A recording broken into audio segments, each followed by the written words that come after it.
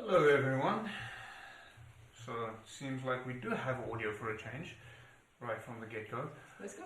I think maybe if you can just quickly double check that for us before we actually really get into it. I did just have the stream open.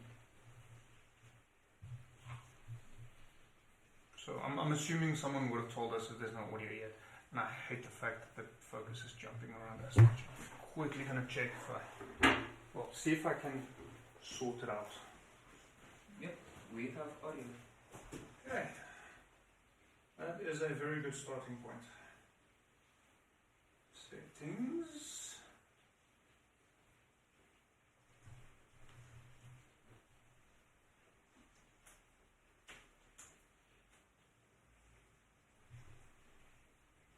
That is. Fuck, what you do now?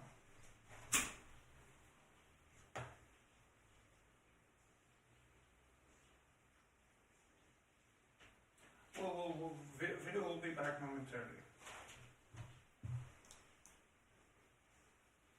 Small issues.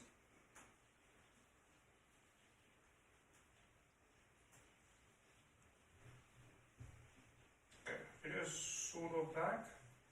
I just quickly want to turn off the autofocus. It's fine.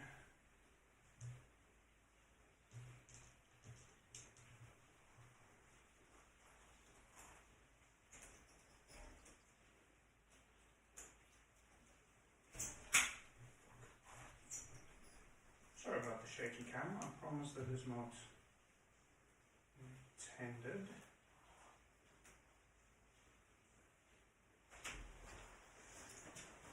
Let's see how it looks on my side. Yeah, that seems a lot better. Yay! We have video, we have audio, Sounds like and we have a player. one. So, for those of you who have joined us in the past, you will notice there is one player this evening. Sadly, some of the other players couldn't make it by choice. Not necessarily their choice, but it was someone's choice. Unfortunately, Mike has to stand in for someone that got sick, so he's working tonight. Bert and Paul is both very under pressure with big projects that they have to do, so they're working tonight, so it is very, very sad that they're not here. And why did my camera freeze now? Okay, slightly better. It's the perks of being unemployed. I get to play D&D in a weekday. So, technically I'm employed with 2 jobs, so and I still play every single fucking week. You're an inspiration to all of us. Well, thank you. So, sadly it is, on the one hand, sadly it is only 11. On the other hand, I do think it's going to be very interesting tonight because we did plan to do something else. So, for those of you who haven't noticed, the title tonight is slightly different. This will be a individual Dungeons and Dragons session, not a private dungeon mastering session. Please don't make it private. No, I'm joking. A individual session, and we'll. I've got an idea of what we'll be doing. Evan is just hoping for the best. I'm just here to have fun. As always. Yeah. Kind of why we do this, isn't it? I would hope so. It'd be very awkward if it wasn't.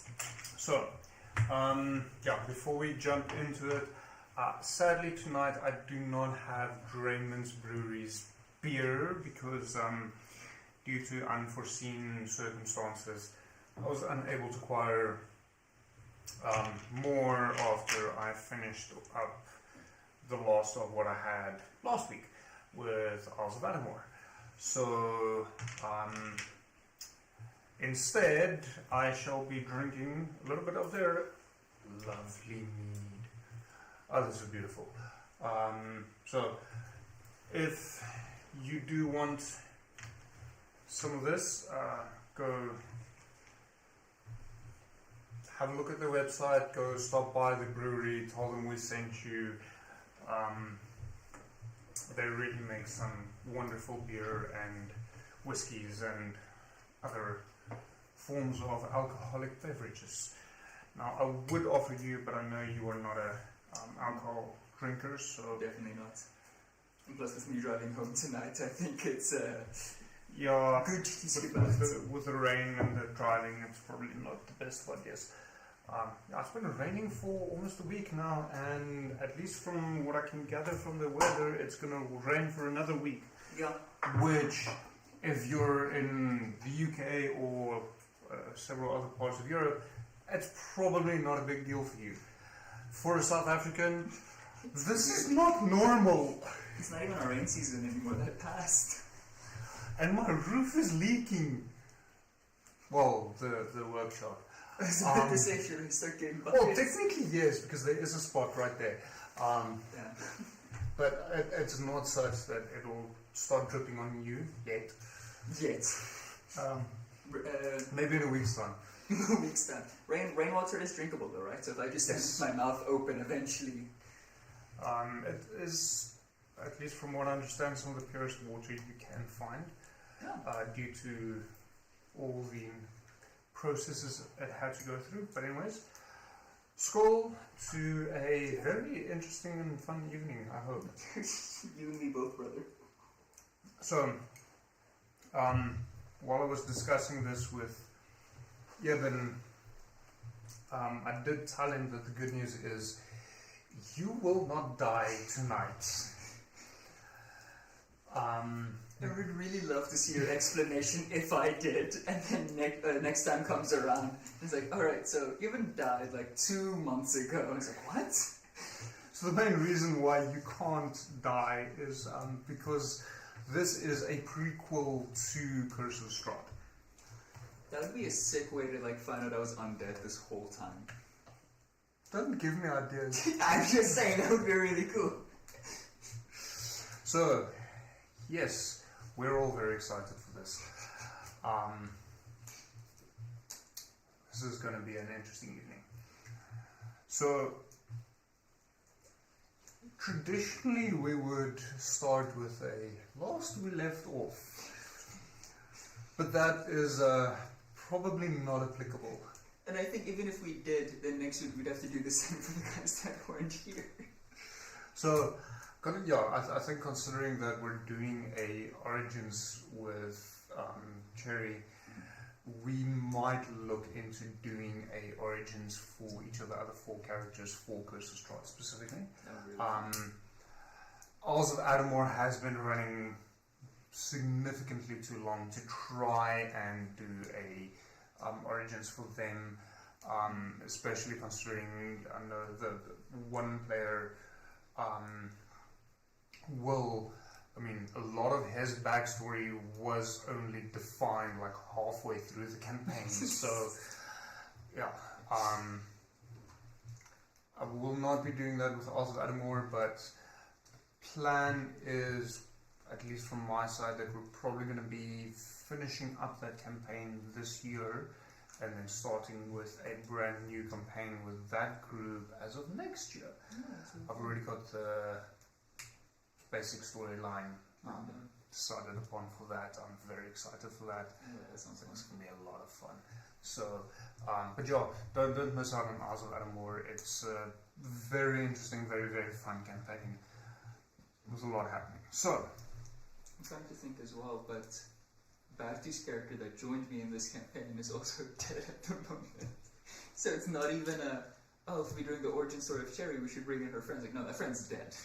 Yeah, so I'm not too stressed out about Barty's character, because Barty's character is currently at a point where he needs to be introduced into the campaign itself. So I think what would be fantastic is if I can organize a session with him somewhere in the next 4 weeks before the next Curse of Strahd to run his origin.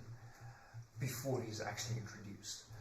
I think, and I don't want to speak for him, but from what I've heard, I think he said March is when he's available again. So definitely. Yeah, I mean, I've been in communication with him yesterday and today, getting a bit more of a readout of where he is with his job and all the chaos that's going on there. So we'll see what happens there. But I'll chat with him and then let you know if we're running a Origins session for him or not. Hopefully we do. Maybe we don't. And then obviously Mike and Paul, it will be good to have one for them as well. Just, to balance it out. Of course. I'd love to see Lily's origin story. Hopefully, this will be the characters that actually makes it through. Yeah. So, let's jump straight in.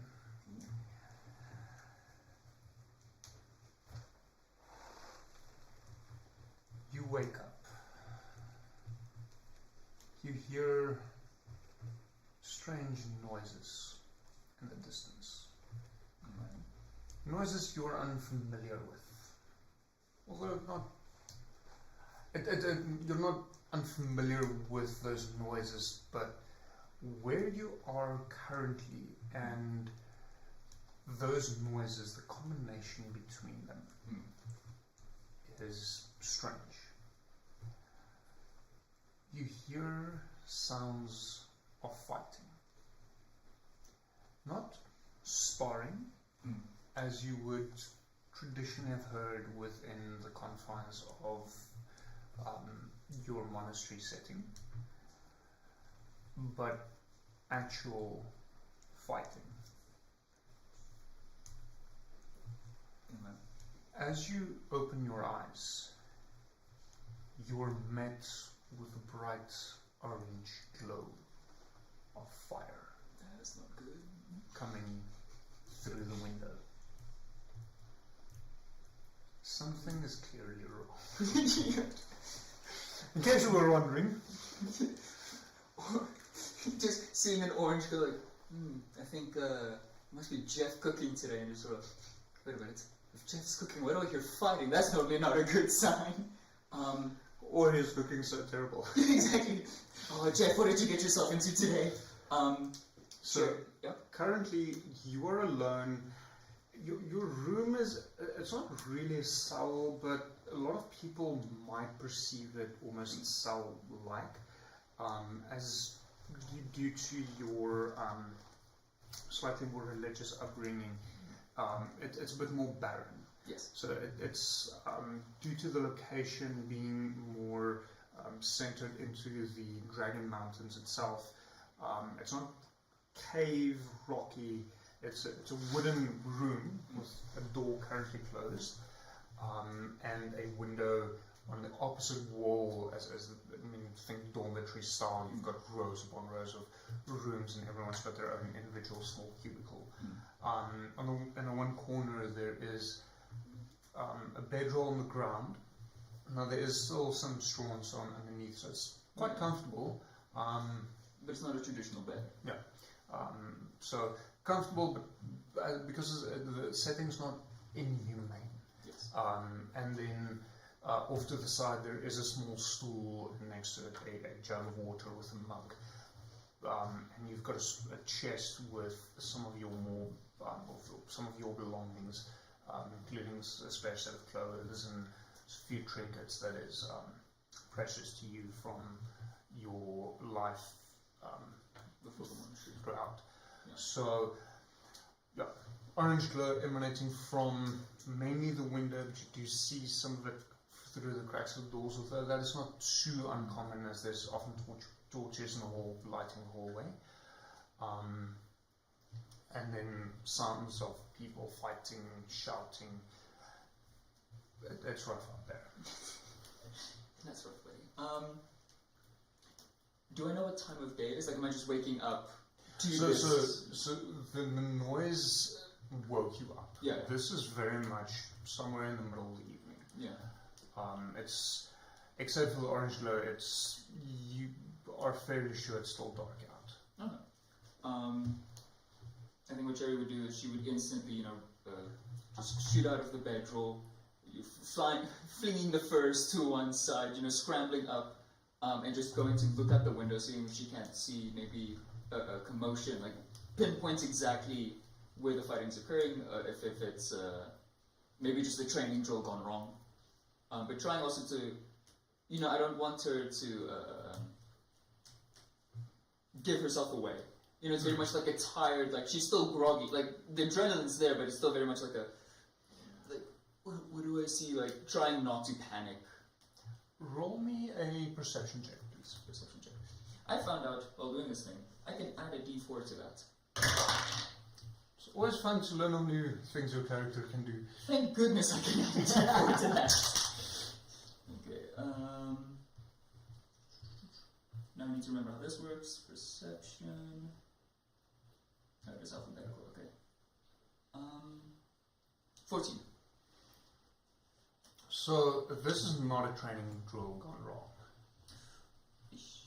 You do notice most of the fighting is occurring at the main gates, which traditionally gets closed off in the evenings, but for the majority is actually open as people are free to come and go to the monastery to pray and to give their offerings as such. But in the evenings the gates are closed. And currently the gates are closed, and you do see it's quite a distance away. The dormitories aren't right next to the gates, so for now you're safe. No one probably saw you, except maybe one or two of the monks and the clerics and so on in your dominion serving with you that might have seen your face, but they were too busy running around actually focusing on the problem than to focus on your young and innocent face peering out of the window.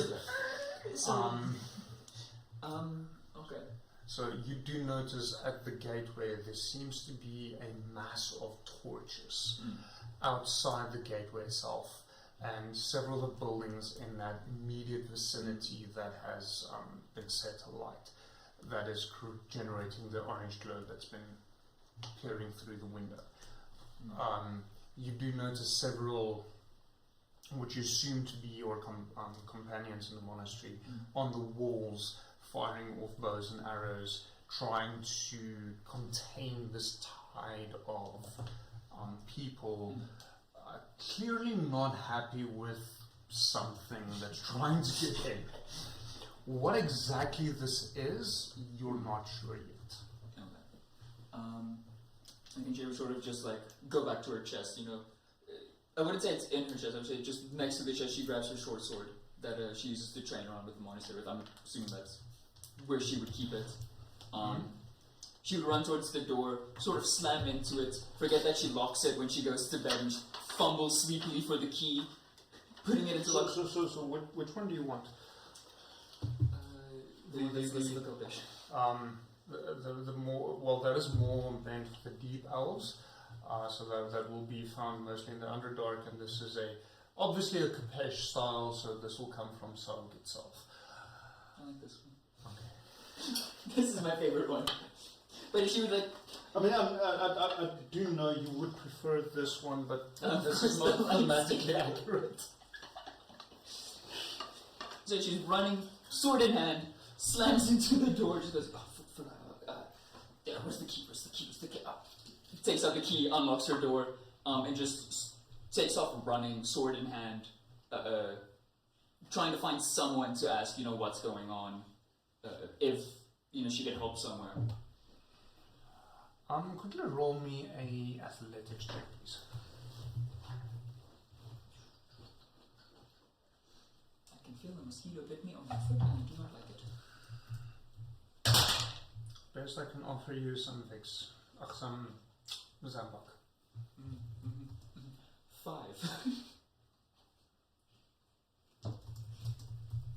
That is not good. No, it's not. You're still a little groggy from just being woken up, and especially the way you've been woken up. I mean, you grabbed your sword. You didn't even bother to get dressed. So you're still in your night clothes, running around with an open sword, not clearly looking where you're going. It's okay. I do my best thinking naked. Oh, so you're naked? No, I'm with my night clothes. It's just my way of justifying it. Maybe you should rethink that as you run straight into one of your fellow, I'm not actually sure what they're called, monk trainees.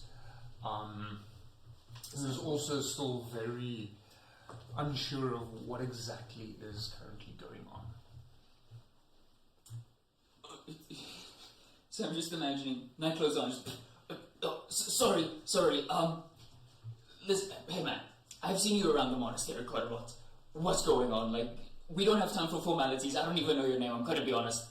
What's going on? Actually, let's meet you. Dave Matthews. Always be prepared.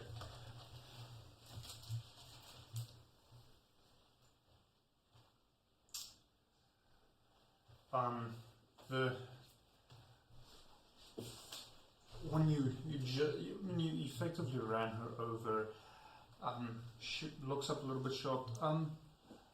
We've met before. I'm Zura, and no, I don't know what the fuck is going on. Hold on, oh, what? Okay, I understand there's a bit of hostility because I ran into, well, basically my night clothes. Do you perhaps know where any of our teachers are? Maybe they should. I mean, I've seen them fighting, most of them at least. I feel like maybe you should stay back a bit. You seem a bit panicked. Can you just point me in which way the exit is? Kind of, sweet mind. I've been running in circles the whole time. I'm going to say roll me a general wisdom check quickly. I can do that. I can't roll above a 10. Time for a new set of dice. Hey, that's 10 on the dot with my modifier. So it takes you a few moments, but you slowly get to the point where you realize asking for an exit to someone who is slightly less experienced is probably not the way to go about things currently, as you do remember where the exit for the dormitories are. Yes! Whoever needed sleep, I don't need it. I definitely need it. Once I'm outside, because I'm talking to the exit. Yeah. First of all, as I'm running away from her, I just want to yell, alright, you find some place to hide, and when this is all over, I'll make sure to come looking for you. And just jet off once outside, sword in hand, looking for the first thing that does not look familiar to go and confront. If that's not a thing, then just running towards the front gates to see why they're burning it down. Okay. I just quickly want to double check something.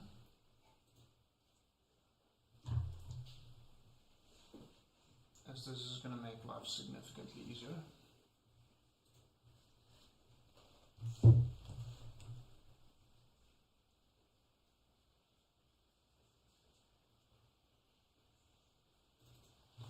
Okay. So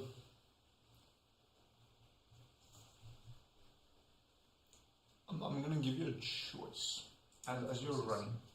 You can either roll me a quick history check or a religion check. Can I check which one's higher? In this scenario, yes, it's fine. Cool. Alright, cool, exactly the same. I want to go the fun route and go religion. Okay. Alright, which one of you did I not try yet? Do you want to borrow some of mine or didn't? Not yet, I haven't run out of options. Let's go. That is a 15. Sounds a lot better. It is. It's the first one above a 10. So, as you're running, you realize that this might be as a result of somewhat recent occurrences. happening within the world. So the world, the atmosphere, Rava, and specifically the deity that you are serving, or your chosen deity. So there has been rumors popping up of a form of undead coming from the Isles of Amor. Now, you weren't alive before the Trembling. This is a few years before you were born. But you've heard the stories. Something had occurred somewhere that caused the entirety of Rava to tremble. A few short years later, some high elves discovered a new group of volcanic islands and elected to settle there. And it didn't take very long for a new form of undead to start making the rounds that originated from this group of islands. Some chose to calling them the Scourge. They were similar to general zombies that you've come across before, but more aggressive. So a lot stronger, a lot faster, and then more aggressive. Because of your studies pertaining to the god Kubris, as well as some specimens having found their way to the monastery for study. Now, you're aware of these specimens making their way here. However, you've never been granted the opportunity to observe one up close. So, you're also not 100% sure how exactly the specimens came here. Was it by chance? Was it some under the table? Were they properly captured and transported here for study? Seeing as this monastery, this temple, is one of the main places for study of both the dead as well as the undead, because Kubris is responsible for the dead, and as a result, if something is not dead, then he is, at least according to most, responsible. So this kind of fell on your shoulders, and you're still a little bit young, still in training, so you've never been offered the opportunity to really tread the paths of the more established monks, to actually go through and perform these studies. However, you've heard some of the conclusions that had occurred. So, to your understanding and what has been communicated to you, these Scourged aren't actually undead. They are humanoids that fall somewhere between the living and the dying.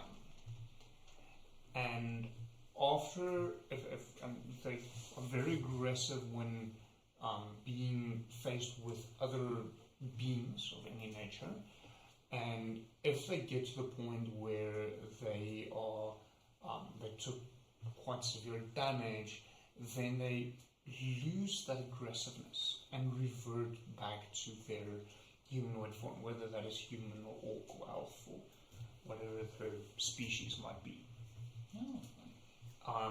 And at that point they have no recollection of them being in this state between the living and the dead.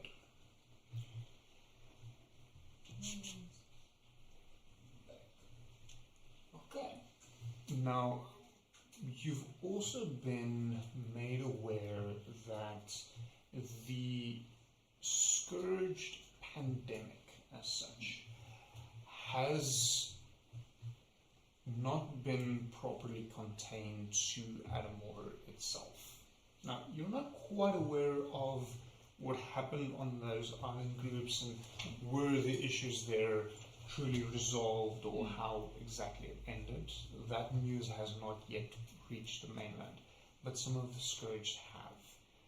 And they started spreading, multiplying, similar to what a zombie plague would. So I assume they also spread via like corpses and is it turning the living into them? So it's mainly turning the living Okay. as it's somewhere between alive and dead. Okay. Yeah. So it's not really transforming corpses and reanimating them like traditional zombie would. Yeah. It's a living humanoid that it half kills and then Infects or whatever. controls from there. Gotcha. So you are aware that this has been going on, and based on your role, you are fairly certain, also due to some threats that monks wearing your colors and out in the open have received, as well as the monastery itself, that threats have been made towards servants of Kubris, as people are blaming the god of the dead for this pandemic. As that, even though these creatures aren't actually dead, a lot of people still perceive them as dead. So your assumption is that this attack on the monastery is due to the misunderstanding from the rest of the peoples as to what is going on with the scourge plague, and you are somehow responsible, and people are unhappy and trying to kill all of Kubris' supporters, hoping that he will lose support on Iraba and that will eradicate the scourge plague. So that is, as you're running towards the gates, this is what's going through your mind. That somehow you are to blame for this pandemic that is slowly spreading throughout the Lunang. Okay. Sorry, massive lord. No, it's fun. This is well done. I think Cherry would then especially try to get to the top of the gate where you said the archers were shooting down from. Yeah. This is purely where it's based. This is more the architecture, the stylistics of the monastery is much more European. Although with the predominantly combat training and the kind of fortifications in a sense, you can bring in some of those Eastern monastery monk elements as well. So it's a culmination of the two. So the gate itself, it's fairly high, so you're looking at about 10 feet high walls, as monasteries were often the target for raiders and bandits, as they do have a lot of valuables there, and it's oftentimes more weaker, passive or pacifist monks living there rather than combat-driven people. Yes. So fairly high walls with quite thick but well carved, ordained doors that currently is shut and barricaded. Cherry would just sort of do a silent prayer in her head towards Kruger's feet, just sort of hoping more that it's the scourge at their front doors rather than the village people, as you know, inside of us, as even if she knows that the Scourge are living as well, it's more merciful to kill an infected than an innocent, healthy being. And she sort of just runs up towards the I want to say barricade, but that's not the word. The wall. Yeah, the wall. You know, where they're standing. And then just sort of wants to confirm who it is that they're fighting. If it is humans burning it down or Scourge, you know, just one's clear. She sees one of the other archers and just like yells out like, "Who's attacking us? What's going on? Give me some answers." So, upon arriving,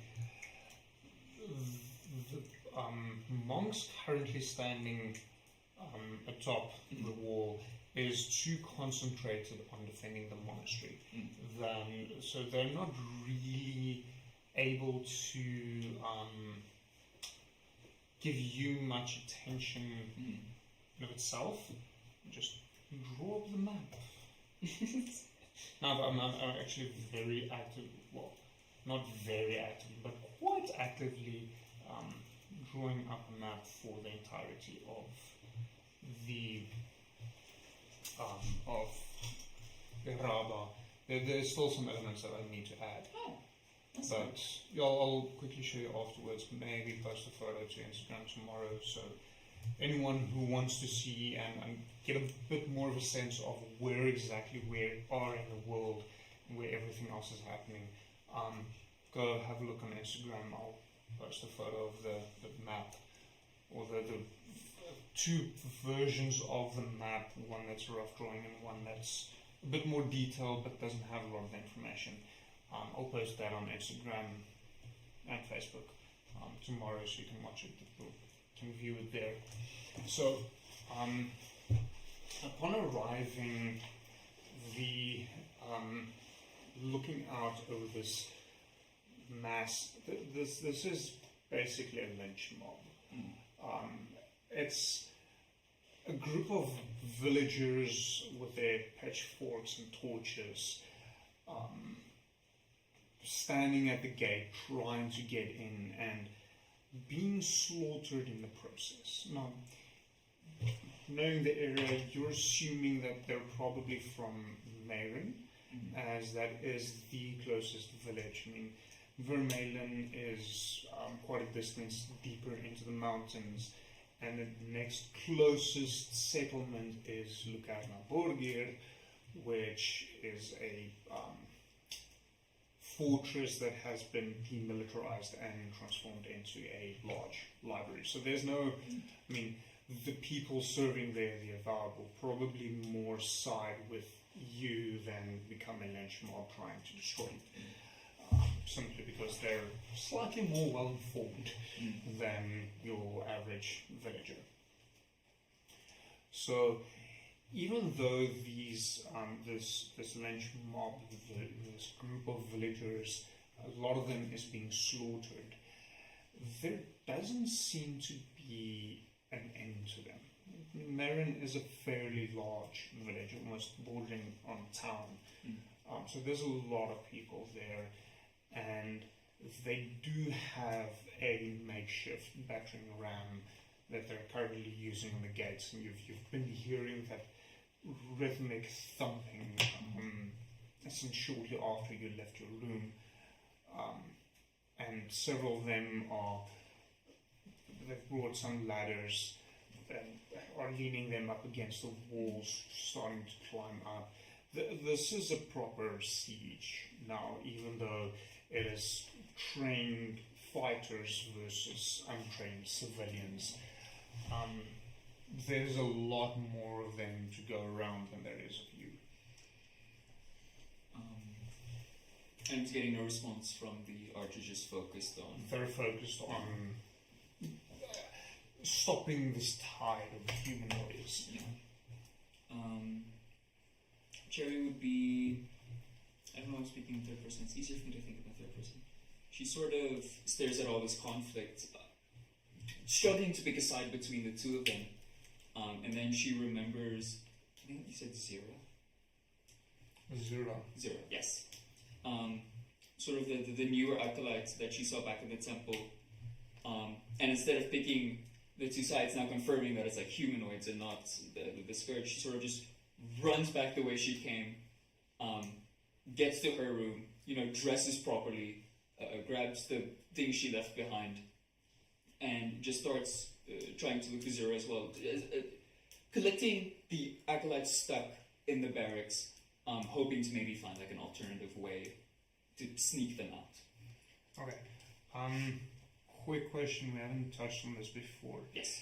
Your two siblings, are Yes. they with you at the monastery? I didn't think they were. No. Okay, because we haven't actually discussed Yes. that before. No. So this might be relevant at this point Yeah. in time. No, I think the oldest one might be. I've never thought about this before, but Well, I think- now's your chance. I think the oldest one might be, but the middle one definitely wouldn't be. She would be back at home with father doing the lumbering business. I think if one of them followed me, it would be the older one. Okay. Now, I think for the sake of it, let's go with neither of them is there. It's you by yourself. It makes it a lot easier for me if I think of being by myself. Me, myself, and I don't have to worry about anyone else. Exactly, except for all those kids that I'm trying to look for right now. Well, you can always pull a Anakin Skywalker on them. This is the quicker way, I'm sorry. See, that's when we're starting to run and they're following us. I can just start like kicking them in the shins and be like, I'm sorry. Yes. If you need that, yes. You can see it now.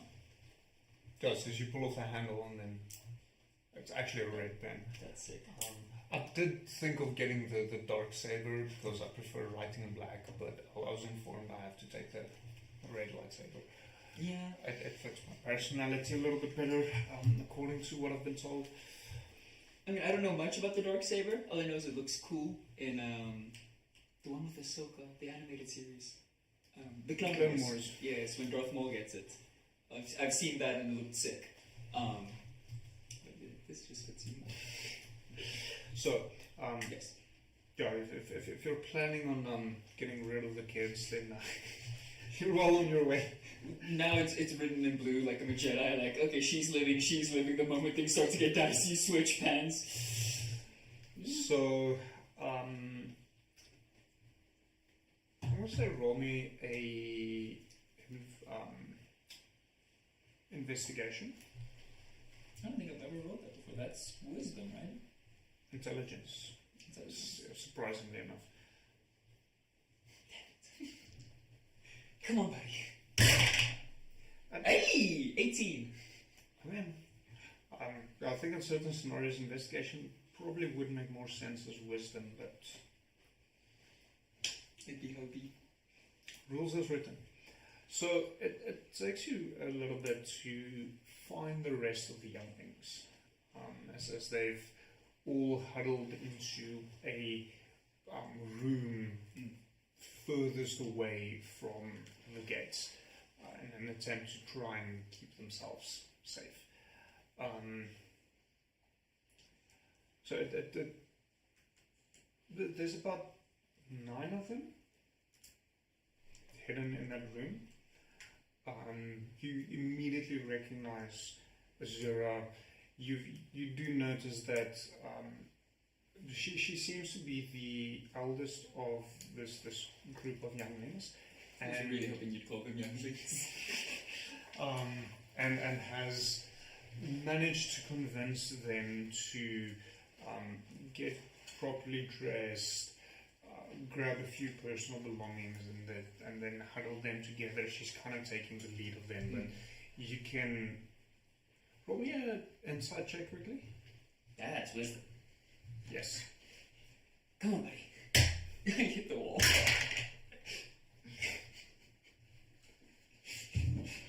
So do we still have the rule if we like roll a certain number we have to do a push-up or The space is there at the front. at the front? Walk past the camera in shame. Oh, no. So I generally just there in the front of the table. Yeah. Because that's currently the only space in the studio. Which I've kind of decided I should call the dungeon. You know what? Anyway, so you can guess what number I got. What was it again? Insight? Insight, yes. That's a 6. Well, considering you rolled in that one, Yeah. it's too shabby, isn't it? It's a +5, and I'm like, damn. Doesn't matter though, but. Don't you get to add a d4 to that? It is only for survival and perception. Okay. Never mind. I tried to be nice. I appreciate it. I could have lied, but that would be mean. Well, that might end up biting you in the ass eventually. Exactly. You do still have inspiration if you wish to use that. I do. That is So, correct. while I'm thinking about that, there's your reminder. And well, I do actually think, because that is inspiration on your level 3 character within Curse of Strahd, Yes. I don't actually think that It should would apply transfer? right now. I'm fine with it not transferring. So, you don't have inspiration. Sorry. I'm still keeping the dice. It looks cool. Yeah, I was given that dice at the last games I ran at a hobby shop because my dice rolls were absolutely abysmal. Oh, that's sweet of him. It's like, here's a dice, roll better. See, and this is the first time I rolled this one tonight. He's instantly going into jail. So, if it makes you feel better, Uh-huh. I even roll shit in Baldur's Gate. That's sad. But that's also me. So, I mean, I just roll bad. It can be physical, it can be digital, it doesn't matter what. I mean, even it doesn't matter the game system, I just roll bad. I think that's the worst thing in Baldur's Gate when it's like, alright, +6, I have guidance, let's go, and it just says 1, and you're like, why don't I even try? Yeah, I mean, there's some game systems where you don't actually want to roll high. You want to roll higher than your opponent, but below a certain number. And then it would roll higher. No, they know. These things are spiteful creatures. So, yeah. So, Zura seems to have taken control. And they are all huddled up, a few of them clutching a few small satchels, one or two of them have a staff. But you know, at least from when you were their age, when it actually comes to combat, even with an untrained civilian, these are kids. Yeah. They're not gonna last. Your best bet currently is probably to try and get them out and get them safe. That was my plan. If I rolled a 20, it would have been like, these kids are Bruce Lee in disguise. It would have been really funny. I would instantly run to 0 and just be, alright. So it's Azura. Azura. A-Z-U-R-A. Got it. Because every time I tried listening, I felt like the hour got shorter, sometimes longer. I was like, am I making this up in my head? Probably. Okay, so I go to Azura. Alright, we need to get the kids out of here. Would I know of like an alternate route out of the monastery that's not the front gate? Roll me a survival check. Yes! I can add a D4 to that. Oh, thank goodness. Well, I mean, it's 17, so that's really good. But the fact is, with the D4, that's 19, and then with my survival, that is 22. So I hopefully do know a different route. So, shall we be nice? I would appreciate it. I rolled the 1. So, you are aware of an alternate route. It's not one commonly used. So you're also not quite sure if this route might hold any danger. Yeah. Because this route leads deeper into the mountains. You are aware that at least a portion of this is in caves itself, then some small passes. You're not quite sure where this road, this route ends up. Based on your role, you are fairly sure that it would end up quite close to the mining town of Vermelon. Now, you've heard of Vermelon. You are aware that there has been some issues at this town in the past. Some of the inhabitants being turned into other creatures, and there being a pocket dimension that kind of linked up with this mining town, and it is at this point a ghost town. It's okay, children yearn for the mines. That's what Minecraft taught me.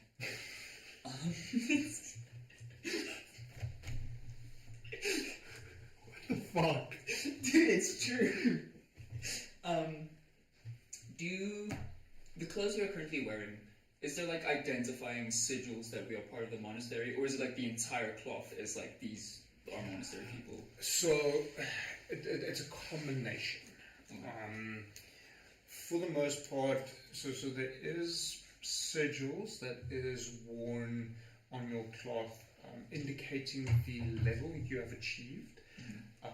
And so from being a youngling, early trainee, all the way to a full-blown monk. But beyond that, the color scheme is also an indication. Seeing as you are serving Kubris, God of the Dead, your colors are mainly black and red. So there is a darker, more sinister feeling to it, even though, quickly roll me another religion check. Based on the information, you would get advantage on this roll. I'm trying to think. Okay. Alright, 15. Decent. 13. Less decent. Religion. 16 in total. Okay. So, I mean, both of them would have been enough, but so being a servant of Kubris and studying his passages throughout history, you are aware that Kubris isn't an evil deity like some people would like to believe. A lot of people do see him as evil because he is the god of the dead. However, it's a bit more, that is the lot he was dealt with when it came to the pantheon, the totality of the 12 gods. One of them had to take responsibility for the dead, and that fell to Kubris himself. So he's not a evil, malicious, malevolent type god. He is a bit more sympathetic, and he has a deep understanding and empathy for the people going through the loss of a loved one. But you understand that as a servant of Kubris. Yeah. A lot of people who don't study him to that depth don't see it that way. And then obviously because of the mourning and the loss associated with Kubris, his colors tends to be a lot darker, more monotone. So it is more blacks and reds, but that is more a thing of in mourning, going through the process of losing a loved one than, oh no, we're going to fuck up the world and try and take over, kind of thing. Yeah. Like a lot of gods of the dead is depicted in modern entertainment.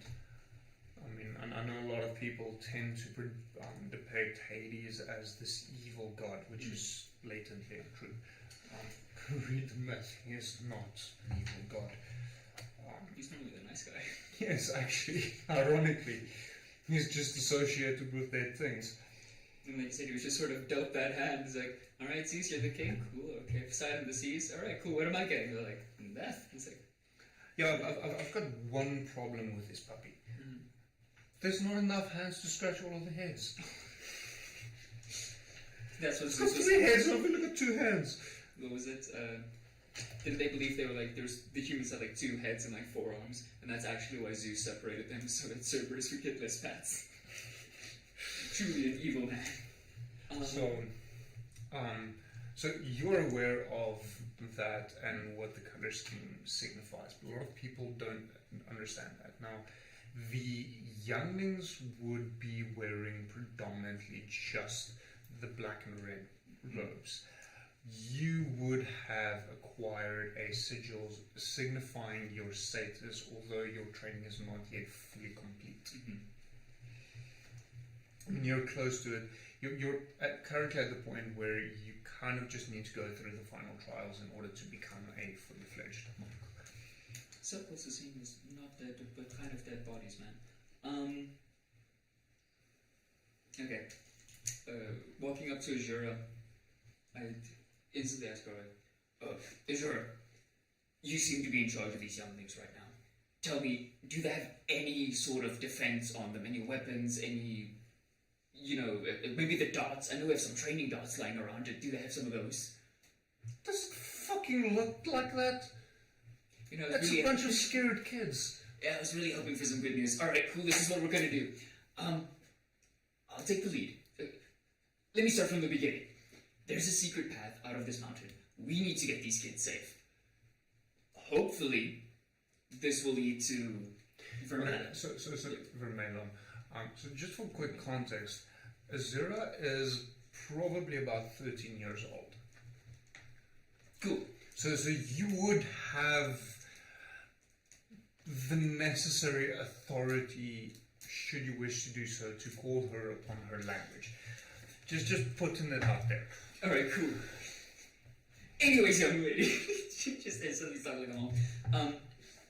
Alright. Untraveled path.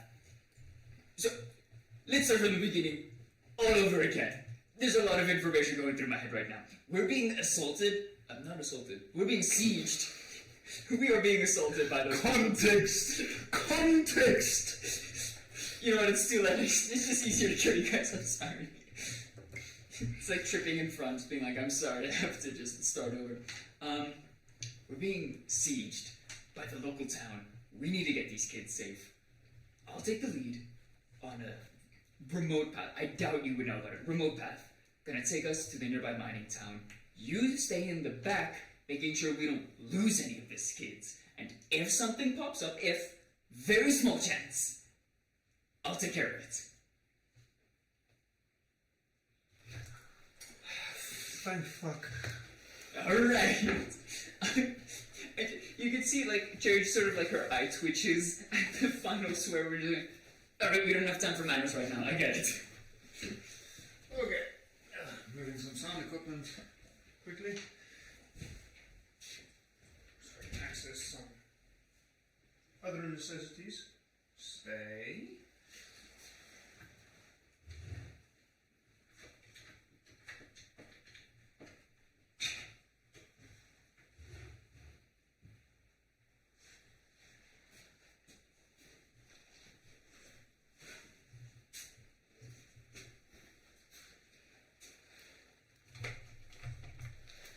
Toys. You see?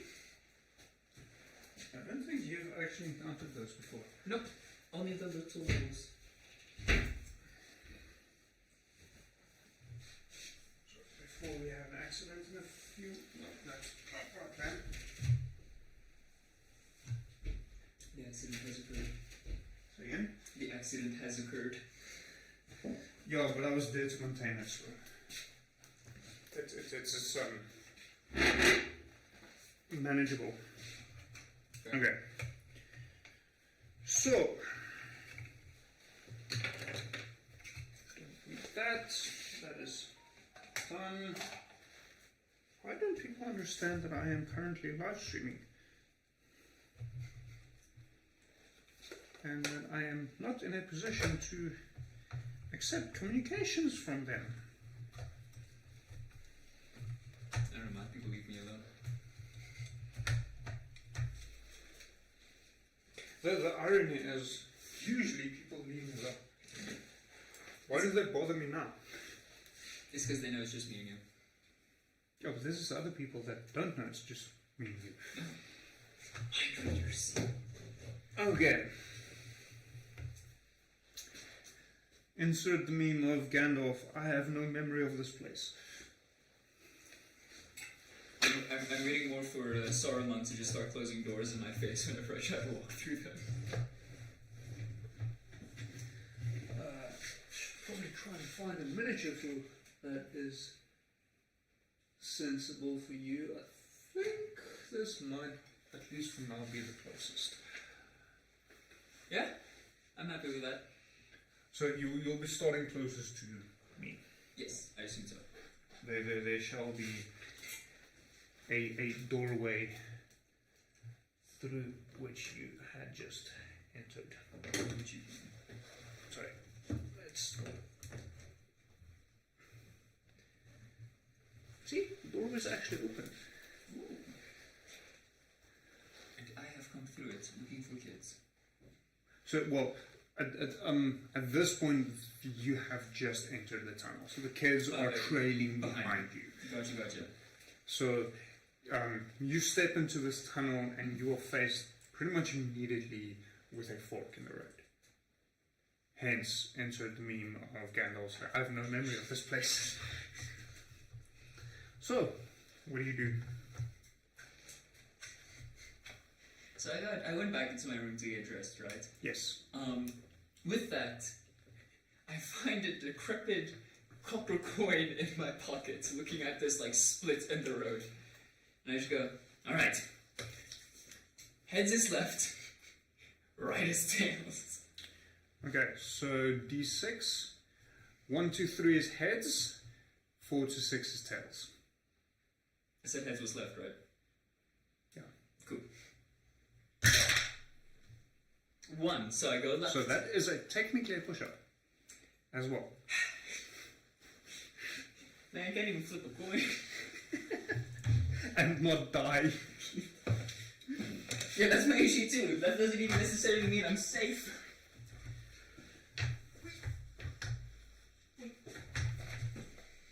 Because of you, I didn't gym today, so this is just putting in my reps.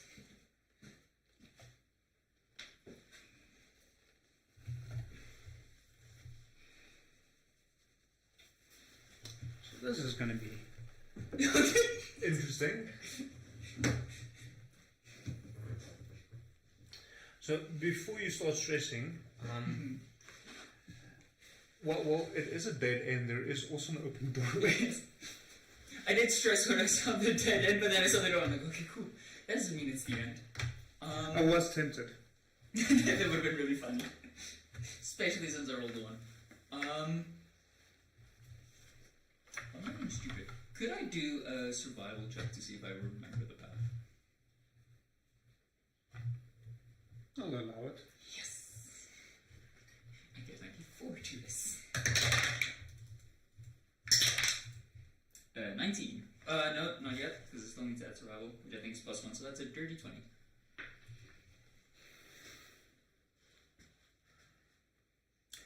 You are pretty sure you're heading in the right direction right now. Let's go! Yeah, Cherry's just gonna continue down this path, go down the open entrance, and just sort of yell back and be like, Azura, we still good back there? Fuck yeah! It's giving Toph energy from Avatar The Last Airbender, and I'm kind of here for it. Well, I'm happy that you feel that way because I haven't actually watched that. It's a really good show. Which I'm sure you've heard at some point. So I've heard. Yeah. But, yeah, I haven't watched a lot of anime at all, actually, believe it or not. You know, I can't believe it. You seem more like a Western nerd than an Eastern. There are benefits and downsides to both. Yeah. So, you find yourself with the kids in a type of chamber. Would have been really funny if they're out here was just like this. Well, now that you mention it, I shall not be doing that.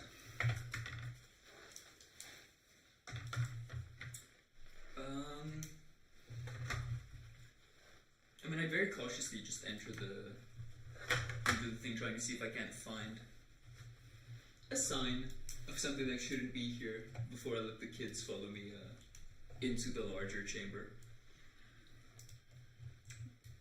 Roll me a perception check quickly. I assumed I would have to do that. Which I get my D4 for. Not that I need it, because I'm rolling like a badass. Perception. Whoops, we rolled a 1 on our authentication check. That's not good. So is that a push-up? That's D&D Beyond, not me. Yeah, always blame the other guy. That's 100%. 19. So the path to your right, as far as you can remember, ends up in a dead end. It doesn't end up along with the... Oh no, wait, sorry, you're running perception, see if there's anything inside, sorry. Yes. No, it's an open cavern. At this point, I notice now I've got the wrong DM sheet in front of me. Do you have dark vision? Yes. I think you do. 60 feet. 60 feet. Okay, so you are okay. You do notice some of the kids are not. Didn't think about the kids. I just, being an orc, I just assumed everyone else was an orc. So you do notice some of them are stumbling about a bit, and the children who does have dark vision is kind of helping them, leading them along. So they kind of made a plan, but it's not an ideal situation. Can I see if Azura has dark vision as well? Yes, she does. Okay, cool. Cool. I think I have a tinderbox. Really gonna hope I can make an impromptu torch. You might actually have torches on you, you know that, right? Yeah, but I need something to light the torch. Okay, cool, I have both. I would start handing out, I'm assuming like in the pairs that they are sort of trying to guide each other, I would give a pair a torch, light it, hand it to the kids. And I sort of turn to them and say, alright. Dramatic backlighting. Exactly. Just me standing with nothing of it. I tell them, I'll walk into chambers first. You wait for my okay before you follow. And I would just sort of make my way to... You see a group of scared eyes, just these big scared eyes looking back at you, just nodding slightly. Trying to lighten the mood. As she lights the final torch, she tries making a shadow puppet against the cave wall to try and just calm down. Hand.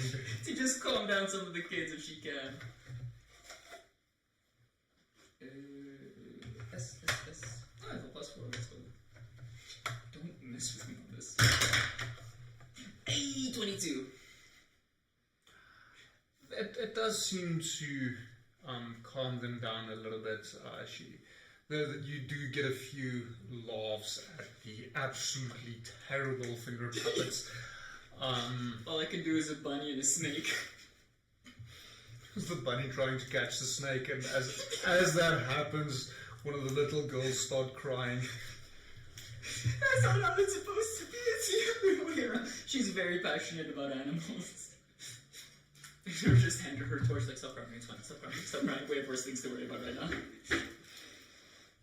Okay, so you're heading up straight ahead with a conga line of Torches. kids with torches following you. What can possibly go wrong? A lot of things. It's my favorite part, it's the S-bend. I really need to fix this chair. So, Ben flows down, and you come to something you don't quite remember, but then again, you probably haven't actually delved this deep into the path. Yeah, not a lot, no. There is, as you step into this slightly larger open area, you notice this chasm in front of you, you hear the faint bubbling of the stream somewhere down below. You're not quite sure how deep. I don't have a rope.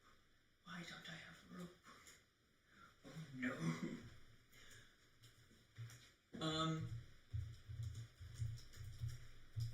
Alright. You don't know how deep. Right? Nope. Cool. Oh no, I do have a rope. I can't read. Gonna walk over to Jira, give her the end of the rope, because it's 50 feet of hempen rope. Okay. And I'm sort of gonna walk towards the edge. Well, not walk, like stand on the edge, but you just stand closer to it. Alright, Jira, you're gonna hold on to this rope. You're gonna tie it to something. In fact, just hold it for me, like really tightly. I'm gonna run, jump over this chasm, and then the younglings could, they're gonna try and run and jump too, but at least I have this rope to, guide them, help them for when they don't make it. That last few feet that they might not make, they have something to hold on to and pull them over. Okay. Make sense? Give us What a end? fucking stupid idea. Hey, Hi. we're either gonna die like this, or I'm gonna die and then it's your problem. So really, you should be the one most worried. And I give her the end of the rope and I just start running, holding the other side. Okay, so you've got one end of 50 feet of hempen rope. Yes. And she has the other. She's got the other end, Yes. and there's 50 loose feet between the two of you. Yes.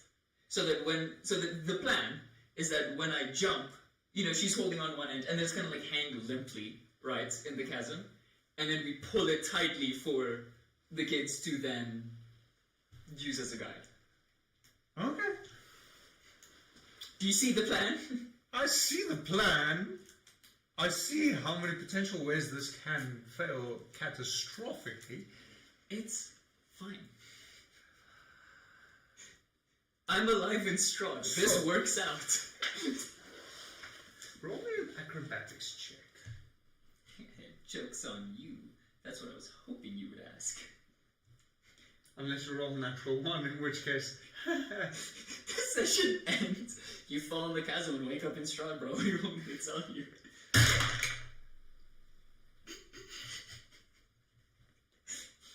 Maybe this is enough. A 13.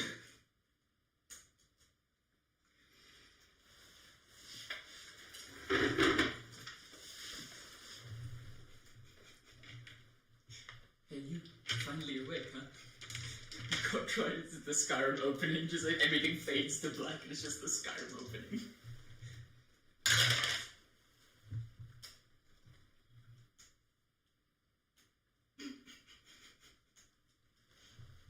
How's it looking in there? I'm deciding how do I want to go with this. The best way possible. Yeah, but the problem is the best way possible is not necessarily the way you want it to go. Because the best way possible for you, and the best way possible for this narrative, the best way possible for the stream is three completely different things. I want what's best for the narrative normally. If that's me looking like an idiot, I'll accept it. So that gap is, what's it, 15. 15 feet. If this is 1, 2, 3, 4, 5. Okay. So I'm going to make this simple Awesome. and have the amount of feet be the DC. Okay, so I fail. So you fail. So By 2 you feet. run, you jump, you almost reach the opposite end, as in your hand reaches out and you grab the edge. So you've still got the other piece of rope in your other hand. Had you tied this piece of rope around your waist and had two hands to catch the opposite side? No. See, now when this You hand might fails, have I'm made holding it. onto this so she can pull me back up. You hope. Well, there's 50 feet, so first the 50 feet has to tighten, and then this was not a good plan. No, it wasn't. Not in the slightest. My intelligence is 8. I want that on the record. So, you feel it, and for a moment, you think you've made it as your hand holds on, and you start feeling the ground slipping, and you start sliding down the edge of the chasm. You look down into the pitch black, and you do have dark vision, which does help you. You see a few pieces of rock jutting out here and there. Roll me a dexterity saving throw. Yeah, that's not under skills, that's under saving throws. Is that under skills? No, it's under saving throws. I see it. Dexterity saving throw? And I'm doing the same dice twice. I learned from my mistakes. I think I'm doing the So it shouldn't be too bad, because dexterity should be one of the higher aspects for you. Yeah. Natural 20, baby. Plus 6, so it's 26. So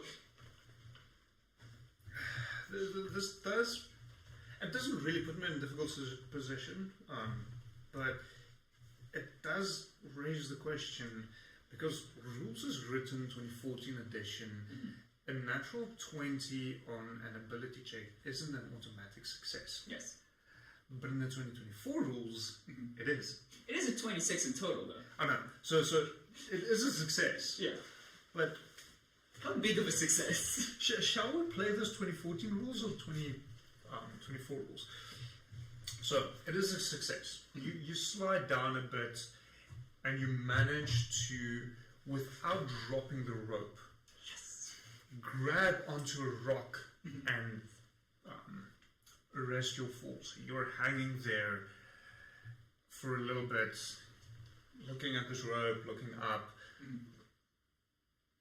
You do notice, you sit there starting to think,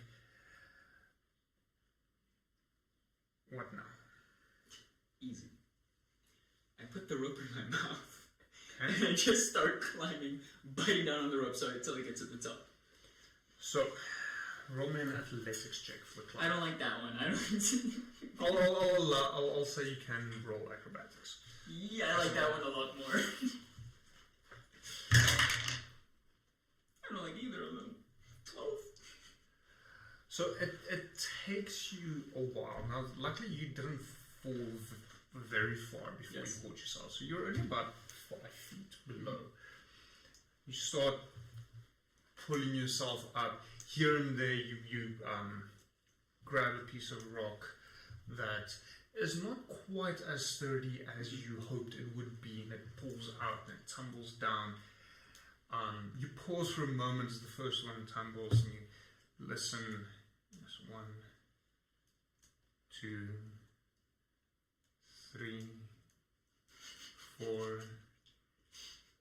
Fuck. You would have finished up the length of the rope before you reached the stream itself. This is a deep chasm. Good to know. But you pull yourself together, pull yourself up and climb up the other side, stand there, the rope in the mouth, and you notice the rope is going from your mouth to the floor down into the chasm. It is not on the opposite side. Is your, Yes? everything good, sweetie? You foul? So I dropped the rope so you don't pull me with you? Sorry. No, it's fine. It's fine. And I'll take one of the rope I'm holding in my mouth. Obviously now in my hand again so I can speak. No, I assumed you did that before. Yeah. Of course, it was you. I'll try to find like a quite hefty rock that I could like tie it around. Roll me a quick general perception check. 22 plus 3, 25. So, scouring around, you do find several smaller rocks. This is mainly a dusty pathway, not really a lot of big rocks. But as you're scurrying away, you kick and your foot kicks something hard, fairly large. As you dust it off, you find a collection of small planks bound together that is just long enough to be able to bridge the chasm. Oh, to bridge the... That's... I was like, I'll tie the ropes around the planks. Interesting. What the fuck? I'll take one strand of rope and just make sure that the planks really hold together. And I'll just want to lift it and then just to bridge it. Okay. Do I need to roll for anything? So between communicating with the people on the opposite ends and I'm going to say quickly roll me a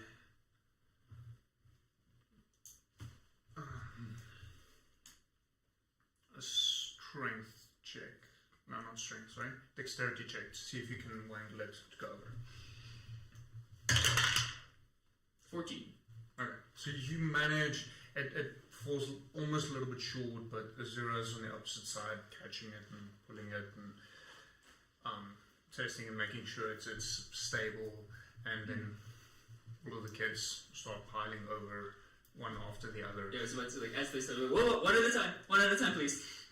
And as they're like walking out, I'm just very subtly like spooling my rope up again so that it's no longer in the cavern back on my person. Yeah. Alright, kids, don't emulate what you saw today, please. That's after a few more years of training. I'm a professional. I had it all under control. I say as I just want to very quickly walk out of the room and into the passage beyond. I don't think I need to add that. Straight in there. Simple and straightforward. Whoop! Freedom! Billy, not yet. So much can go wrong. Let's keep that. Let's keep the energy, but let's keep it inside, please. So from this point forward, it's fairly plain sailing. You do come across a few other smaller caverns.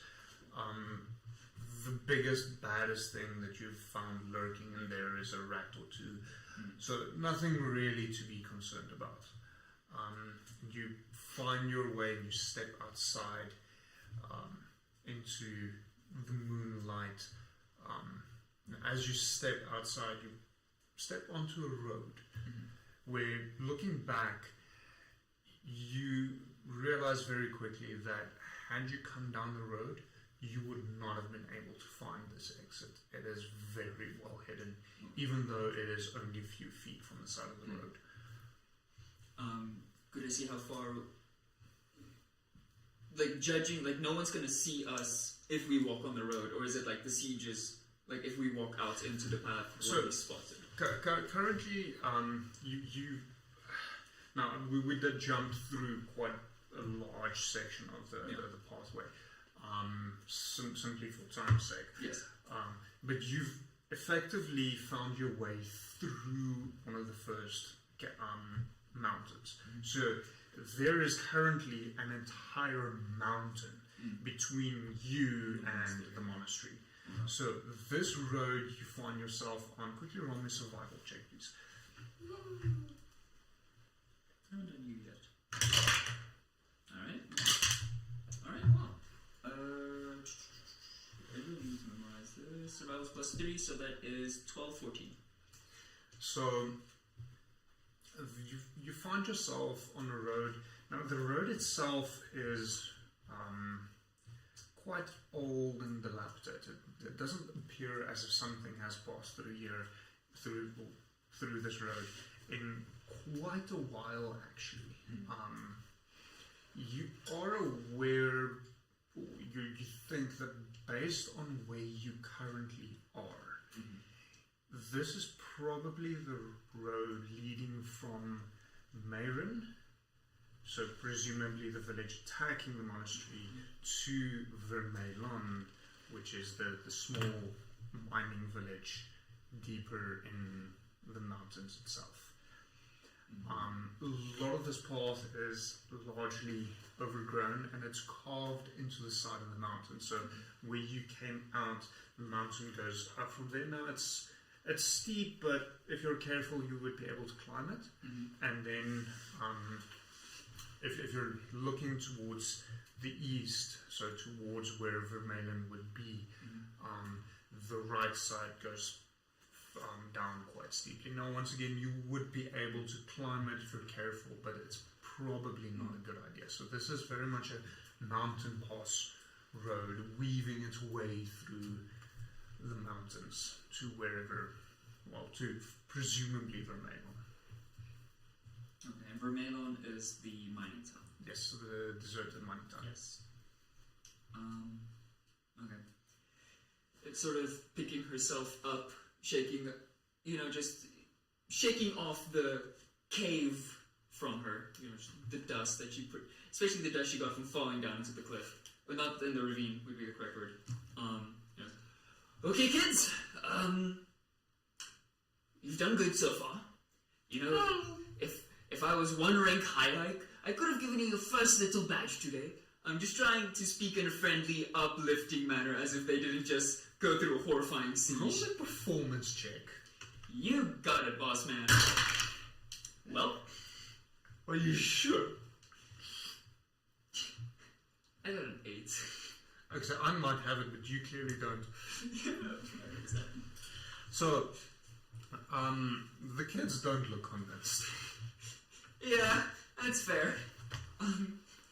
Cherry, she's just powering through this awkward talk. She's like, yeah, okay, well, we're gonna be going to the mining town nearby. I'm sure you guys have all heard about it.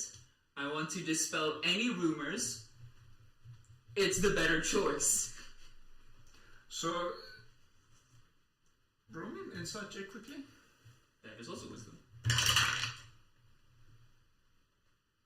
Oh, that's an add 20 and 5. So, you get a lot of question marks. So, a lot of puzzled looks. They're not sure what exactly you're talking about, this mining village. Alright, forgot your kids. Adult take you to town to get food and rest. That's a fucked up way to talk to kids, you know that, right? Is that a Jura saying that? Yes. Look, I don't need this answer right now. I'm just as tired as you guys are. You know what? Jura? How about you give us a nice little speech about what the monastery believed in while we take this march? And if for everything you get wrong, ooh, that's gonna be 5 push-ups when we get to the mining town, and I will keep count. We fuck after this, Edith. That's what I thought. Alright, let's go. And just sort of take that as her come on kids, what I would just be concerned about, because this is in the middle of the night, right? Are we reaching early morning now? You're probably reaching early morning, but you haven't seen the first rays of light yet. Okay. I would just say, alright kids, now that we're in the cave, let's ease up on the torch usage, just to lower our light emission. So Fidea is currently in full tonight. So Fidea is the moon goddess. So it's a full moon, so it's fairly well lit. Most of them would be able to see without torches. Alright kids, let's take out those torches, not take them out. Put out those torches, hand them back to me.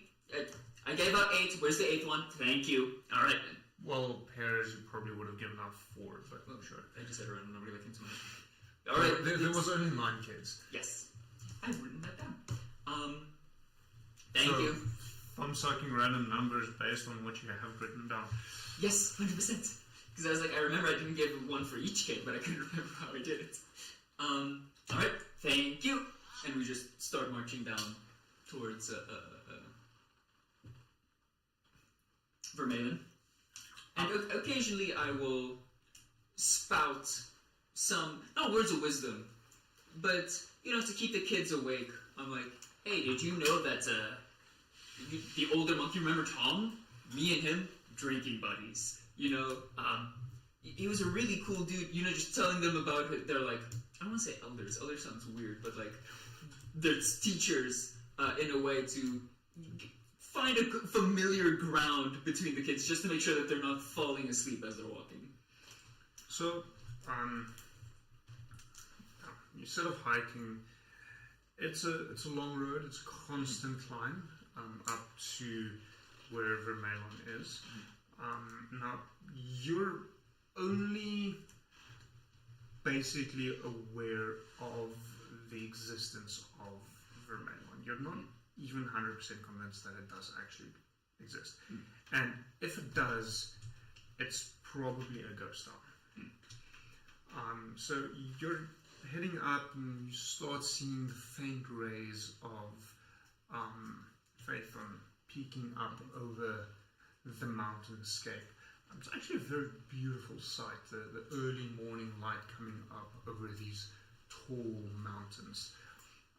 You notice some of the kids yawning, some of them tripping a bit more frequently. They're really getting tired now. It's been a long night. They are tired. They probably won't be able to continue for very long. Alright. I can see you guys really don't like my stories. A bit of a blow to the ego, but that's fine. I mean, not all of us was made to lead. I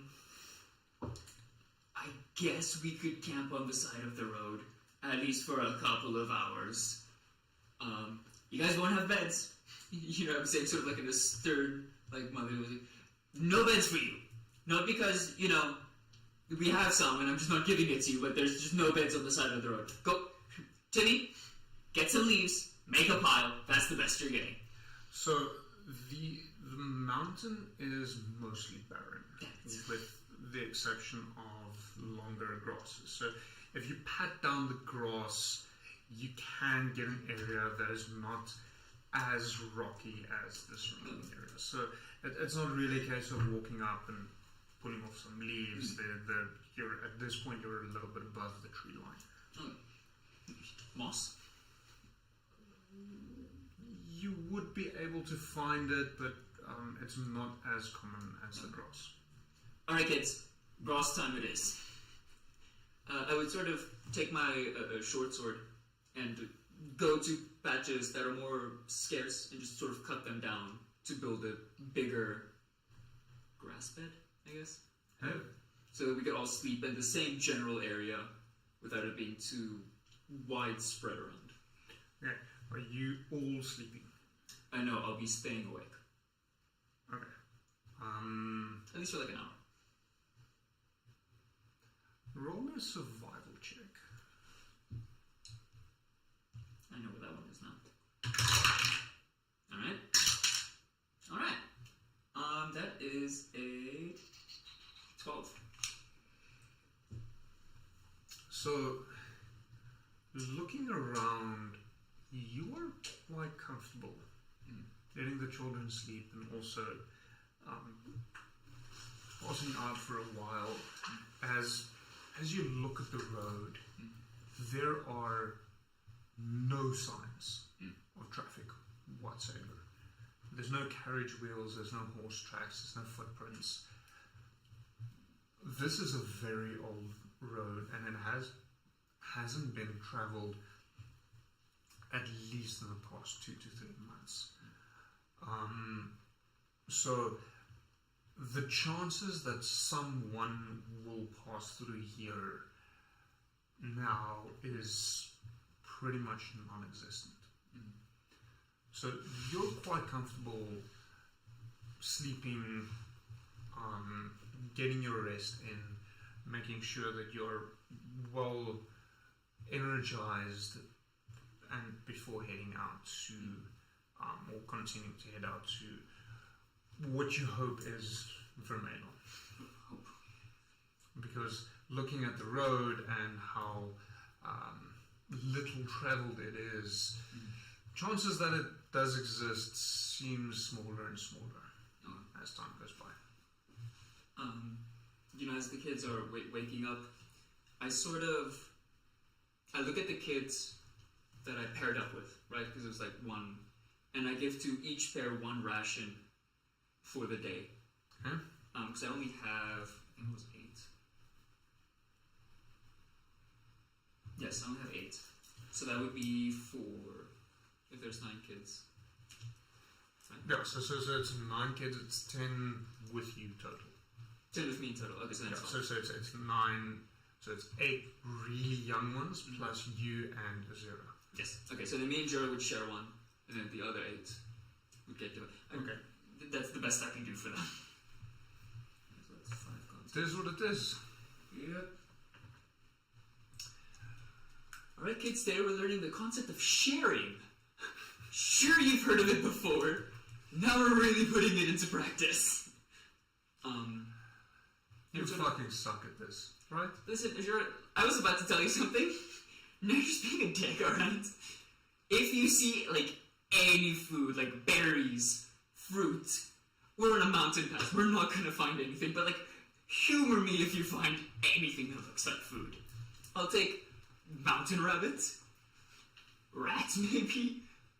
Maybe not. We're not maybe that desperate for a rat yet. I take that one back. But like, if you see something, let me know. So you mean, and she holds up her half portion of ration. So you mean like rat-ins? Walk in the back of the pack. just I can't. Alright, Timmy, what did I say about taking the leaves and taking the grass and putting it in your pants? You need to stop this, my guy. Alright, moving on. And I just start continuing the way forward. So, heading down the road, we're about an hour away and looking back, just Timmy scratching where he's not supposed to. Timmy, I swear. So it takes a good few hours. You woke up at around midday, and so as you're coming up upon the one crest, you notice several dilapidated houses in front of you with a light coming from the back. So it's this really, the sun is starting to set, so it's this really red, dramatic lighting to the scene of these houses falling into ruin. Situated, you see on pretty much all of the sides these massive cliffs heading upwards. You notice as you step through, it's the village. The road goes straight into the village with a lot of houses on both sides, ending with a large manor right in the center where the road ends with a tree in front of it. And just in front of this manor, you do notice the path splitting. One goes to the right and one goes to the left. From where you stand, the right looks to be sheer rock face, and the left it does seem that there's a bit of a ravine leading deeper into the mountains. So, okay. Can you tell which one of the two would lead straight to? Well, so as you get closer, as you step into the village itself, so you would notice as you step deeper into the village, the road going to the right seems to be leading into not really a cavern, because it's the entrance is a bit more structured and there's wooden supports or something. So this is presumably the mine itself. And to the left you see the ravine leading deeper into the mountains. You don't know where exactly it ends. Okay, but we are in the village at least. Yes. So and the sun is setting. Yes. All right, kids. Now you're gonna take your buddies, and you're gonna search these dilapidated houses for literally anything useful you can find. And what I mean by useful, and I see you guys have the questions, we're talking bedding, we're talking firewood. If you find food that's not rotten, that would be pretty cool. Highly doubt that stuff. We're literally just looking for like cloth, scraps of cloth, anything to make a comfortable makeshift bed with. And then just any firewood that we could like camp here for the night, see what's happening. So, for a start, Most of the buildings is made from wood, and I mean they're starting to fall apart. So you would be able to gather wood quite easily. Awesome. You do find it interesting as you are above the tree line, and there's wooden buildings. So clearly, when they initially built this village, they would have brought up wood in order to build these buildings.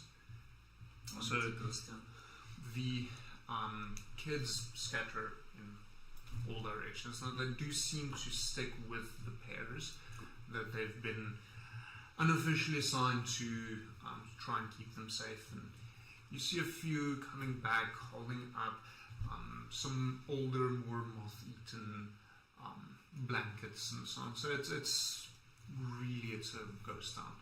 You notice most of this coming from a single building which has part of a sign hanging still from one chain. So this probably used to be the tavern within the village, indicating that there's probably a few extra beds there as well.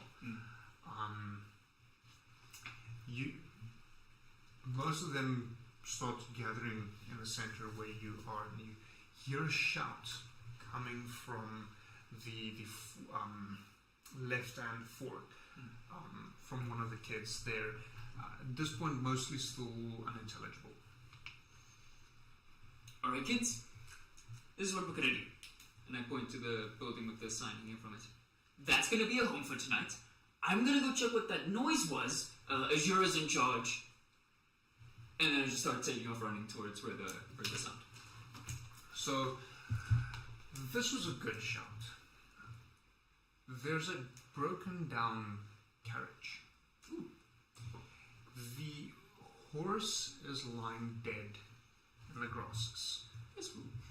Mainly rotting away. You can see it's been there for a while, but with a while it is probably like a week or two, so it's actually still very fresh. It's mainly just flies and so on eating away at the meat. So the meat itself is presumably spoiled, but the cart is still there. There's no sign of the driver. The cart is slightly askew as one of the wheels had broken. You do notice a large stone that the driver apparently missed, which completely ruined the one wheel. Yes. And on the cart there's a few crates standing there, and upon deeper investigation you notice that several of them do in fact contain rations. Ooh, let's go. So you manage to replenish your rations that you lost, as well as gain 2 sets of rations per child. So 18 rations. 16. Because it's 8 So children, and there's it's 10 9. of you, Yes. so that's 20, plus the 5 you handed out, so that's 25. Yeah. But, okay, I see what you mean. Yeah, so you Yes, replenished your rations, Yes. and then in addition to that, 2 per person currently Yes. in your party of 10, Yes. so 25 total. Yes.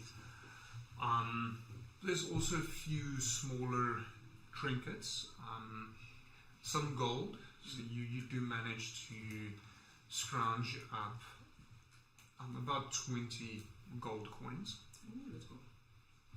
which you can choose to either keep to yourself or hand out to the children.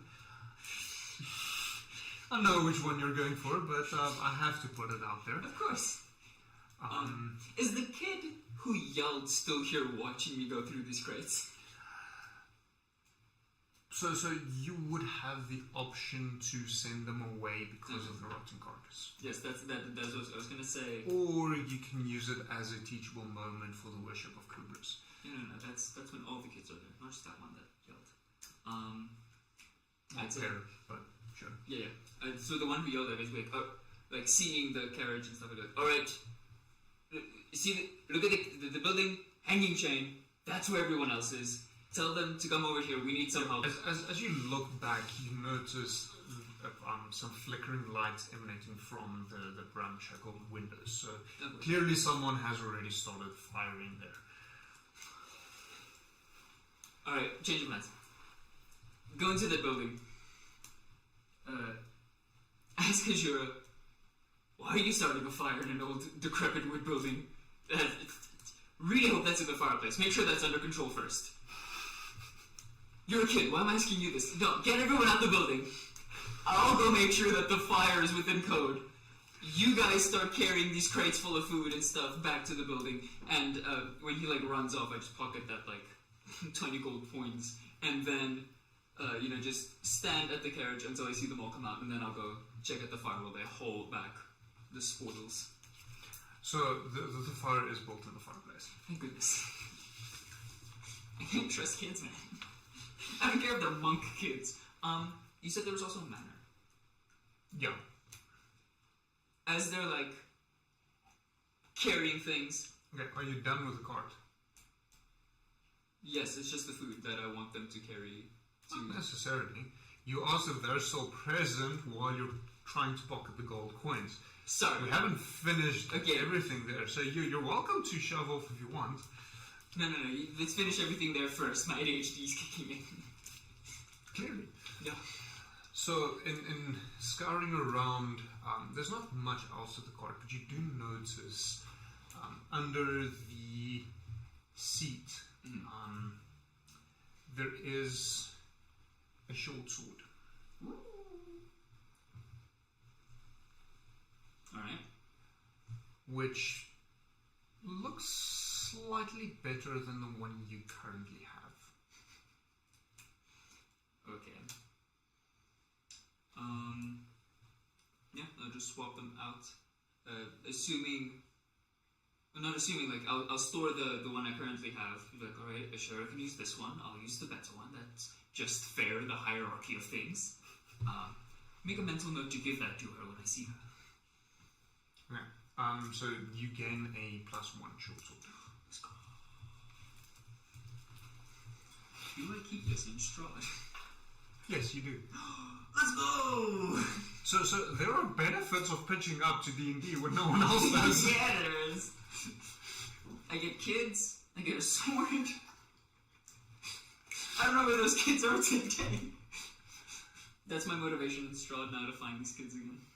The context for the kids is important. 100%. Rerun.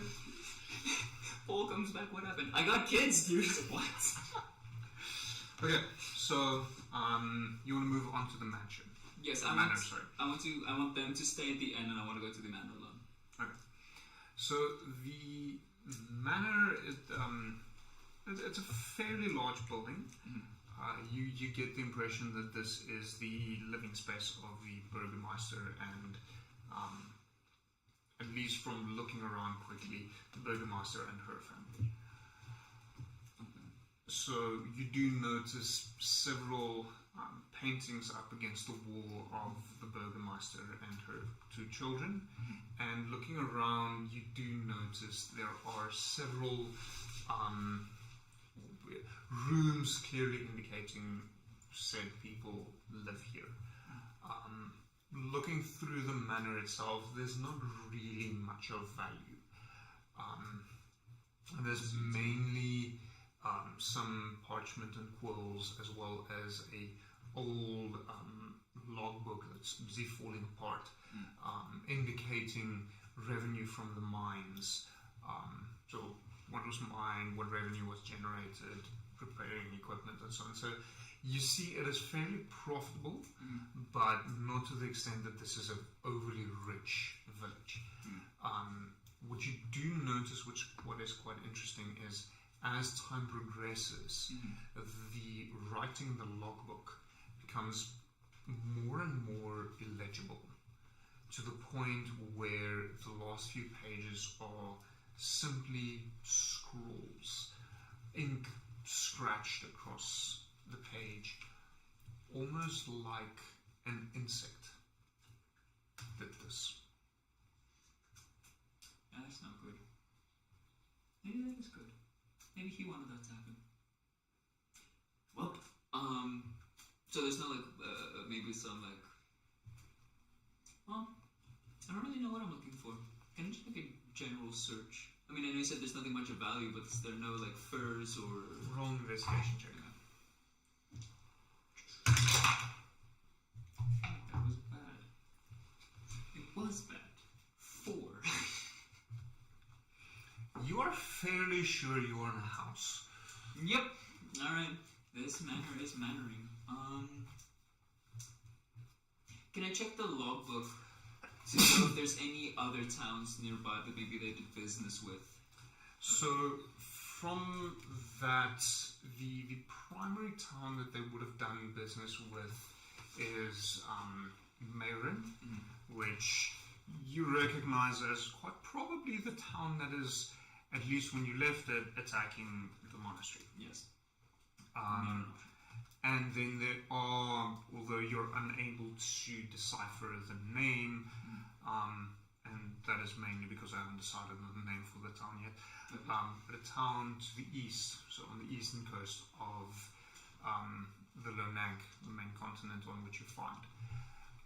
And then from there are records of some of the produce being sent all the way to Anamor and then through Anamor to Salk itself. So what is being mined here is being shipped across the entirety of Yaraba, with the two primary initial points of contact being Mayrin and the other town on the east coast. Okay. And can I tell the town on the east coast, would that be the next closest destination to travel to, or would that be the library you told me about? So roll a survival check for me quickly.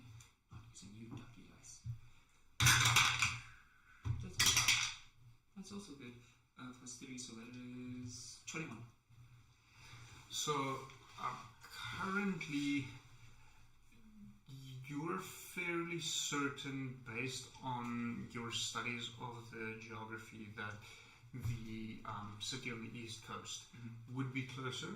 You're also very much aware that in order to get to Lucarnamborgir, you would have to travel through the town of Mayrin. So that would take you back the direction you came, straight towards the people attacking your monastery. So probably not the best idea. Okay. Yeah, I'll take. I wouldn't take anything.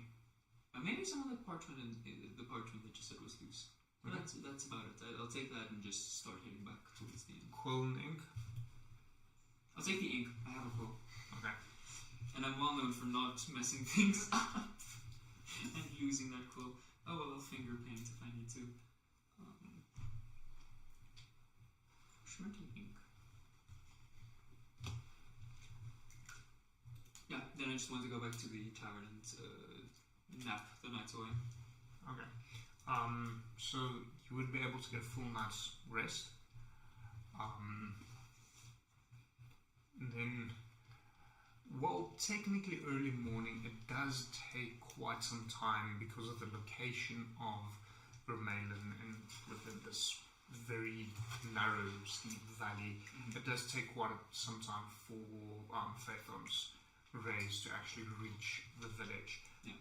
So it's light for quite a long time, but the actual sunlight would only really reach the village at about midday to really start warming up the village. So you would still wake up fairly early and it'll be light throughout most of the day. Okay. Well, all of the day, but there won't be direct sunlight. Yes. No, I get you.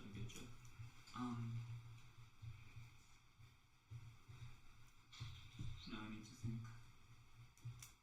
I'll pull Azura close. Alright, Azura. Hope you slept well. And as I'm talking to her, I'll start handing out the rations to the pairs again. This time being more generous, giving each person one ration instead of splitting it between two. I found our next destination. Hopefully this one will be more of a permanent home than these dilapidated buildings. I found a logbook in the manor the other day that spoke of a coastal town on the east. I don't remember correctly. Did you say east or west? East. East. Coastal town on the where east. the sun comes up. Yes.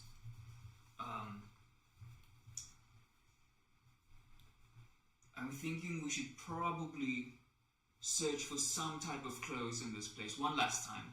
I don't think wearing our colors would be such a good idea, considering what we saw at the siege. But if we can't find anything, I don't think we need to risk the elements walking around in tattered clothes. Yeah, so you are fairly high up in the mountains now. Yeah, and that would especially be cold and stuff. Or is it warmer because it's closer to the sun? When was the last time you were at the Drakensbergs high up? When I was like 8. Okay, so that helped me. Nothing, exactly. No, but I know it's colder. Yeah, and I'd say, alright, kids. And before we left, I would take them to the decaying horse carcass. And, well, before we get to the decaying horse carcass, I'd warn them and be like, alright, kids, as we know, we all joined the monastery for Kubris, god of the deaf. And I really want you to take note of what we're about to see. You will see a rotting horse. Just get over that fact. You don't have to look at it for long. You don't have to look at it all. I just want you to experience the smell of it. Because it is not pleasant. No one likes this smell. But it is something that all of us go through. And Kubris willing, he'll look after us after we die so that we don't, never mind, I don't want to talk to you about those guys. So we're going to walk past the horse, we're going to go to a new place, and we're going to have a good time. So, looking at the horse, it doesn't take long until two of the little girls start crying about the pony that died. That's the spirit. Alright, guys. And then it's like, don't worry, Kubris is with you in the morning as well. It's good to feel sad. Not good for us, though. We're kind of on a time crunch, so let's get those little legs moving and start down the path. So, the pathway you're following now is very much the same. You do notice the horse and cart tracks from the carriage that broke down, but they're quite a while old, and that is the only tracks. Everything else seems to have washed away or blown away at this point. This is really a pathway that is not used often, presumably because Vermelon is currently a ghost town. So if there is something worth mining left, then no one has bothered taking it up again. So it's a fairly long, tedious, and very boring journey through the mountains, but it takes you just over another day to get to the opposite side of the mountain, where there's another pass leading down. As you step out to these where the mountains end, you do notice the glistening blue of the ocean, and you see down close to the edge of the where the ocean meets the land, you do notice not really houses such as it's still quite a distance away, but you do see quite large smoke columns reaching up, indicating that there are in fact people there. Okay. And this is, a reachable journey within the time that's left in the day? No. No. So at this point, you've already been about a day and a half on this road to get to the edge of the mountains. You estimate you need about another day to get to this city at least. Another day's worth of rations. Well, kids, you know the drill. You would be entering into a point where wild animals and bandits on the road does become a reality. Now that you are leaving, in a sense, the safety of the mountains. Yeah. Back below the tree line, or not yet? Yes. Okay. So you're just about to enter into the tree line. So you're still slightly above it. Well, kids, remember what we did with the grass? This time now we have leaves as an option. Try and make a comfortable place. You know, we have the tattered blankets that you can throw on top of these leaves to get a nice night's rest. Azura, we're going to be doing a little bit of shift taking throughout the night. I don't know whether it's smart to make you take the first shift or the second, because I feel like regardless you'll fall asleep. You know what, Azura? I want you to just stay awake for like the first 2 hours. Not even a full shift. Like the first 2 hours. Just so I can know if I can trust you or not. And then I want you to wake me up. And then I'll take the rest of the night.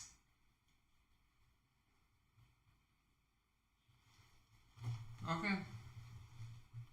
This is an awful plan. Have you given her the sword yet? No.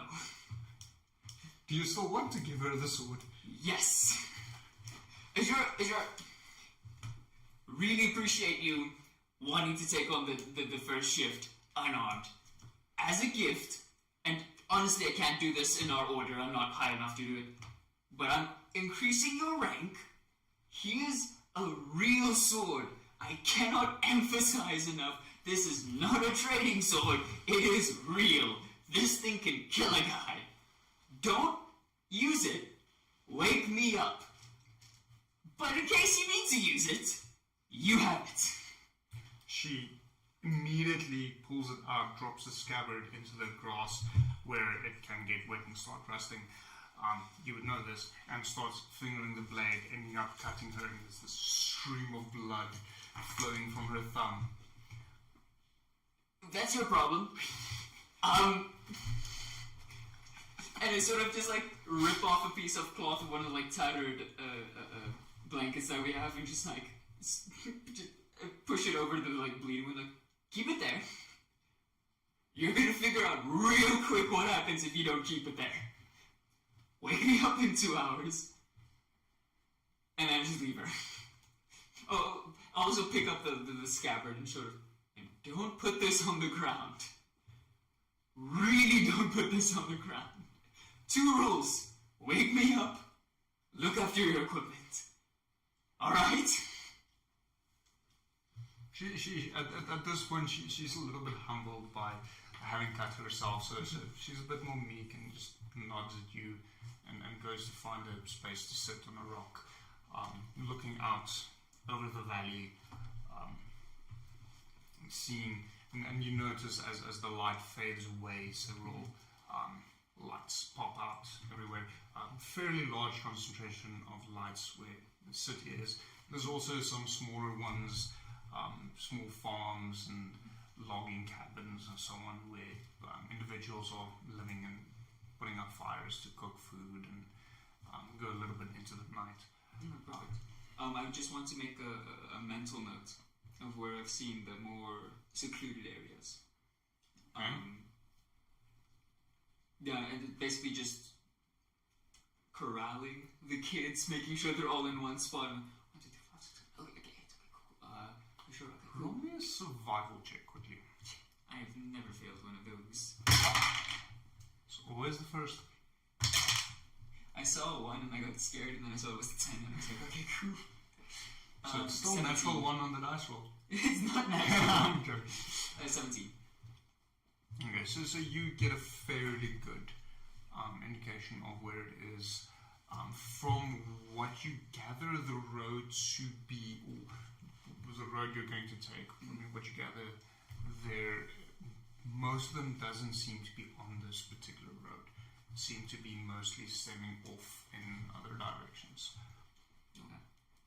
Yeah, then I'll just sleep until Ishura wakes me and then take my shift as well. Okay, so as she wakes you up, it's a peaceful night. Nothing much occurs. You start seeing a sight you've never actually seen before. Phaethon rising up over the blue waters of the sea. It is a different, almost profound experience in its simple beauty. As the sun, as Phaethon rises, you do notice a lot of the lights starting to go out as people are waiting for the day and putting out the fires and the lanterns. It doesn't take long before Phaethon's rays itself kisses your face and heats you up from the brisk evening you had in not really proper clothes for the location you are in. You do notice several of the kids throughout the night have huddled up in an attempt to gather some warmth. That's why we're sleeping on a big bed. It basically just, alright kids, pack up just the cloths, not the leaves. I need to be specific about this. We're going to start heading into town. Once there, we're really going to have to start figuring things out. All I know is once we get there, things are going to get better. And I sort of want to take the path, but I want to take a detour. Looking for those kind of secluded log cabins, even if I can't find, clothes that was left out to dry overnight, that I can maybe steal for the kids to wear instead of the very black and red that they're currently wearing. So, not moving around, spying, roll me a stealth check. Can do. Well, we'll do that just once for the remainder of the Dirty 20. Okay. So you're quite sneaky about it. For the most part, the few logging cabins and farmhouses that you do try, no one is at that moment at home as they're presumably out doing their day's labor. But there doesn't seem to be much clothes hanging. Especially in the log cabins, you do find a few clothes, but it's mainly for grown men. As the loggers tends to be isolated grown men. Farms tends to be more families, but it doesn't seem to be washing day to day. It takes you quite some time, and closer to the end of the day, you reach this town, and as you enter the town, you hear a familiar rhythmic drum beating off to the side. Okay. This is a good familiar. Okay. Before you start stressing too much, Okay, we're Besiege Part 2. you recognize, so it's not the rhythmic pounding of a battering ram trying to break down the gate. This is a ceremonial drum playing, and you recognize this as a part of a funeral procession, similar to one you would have had while still at the monastery.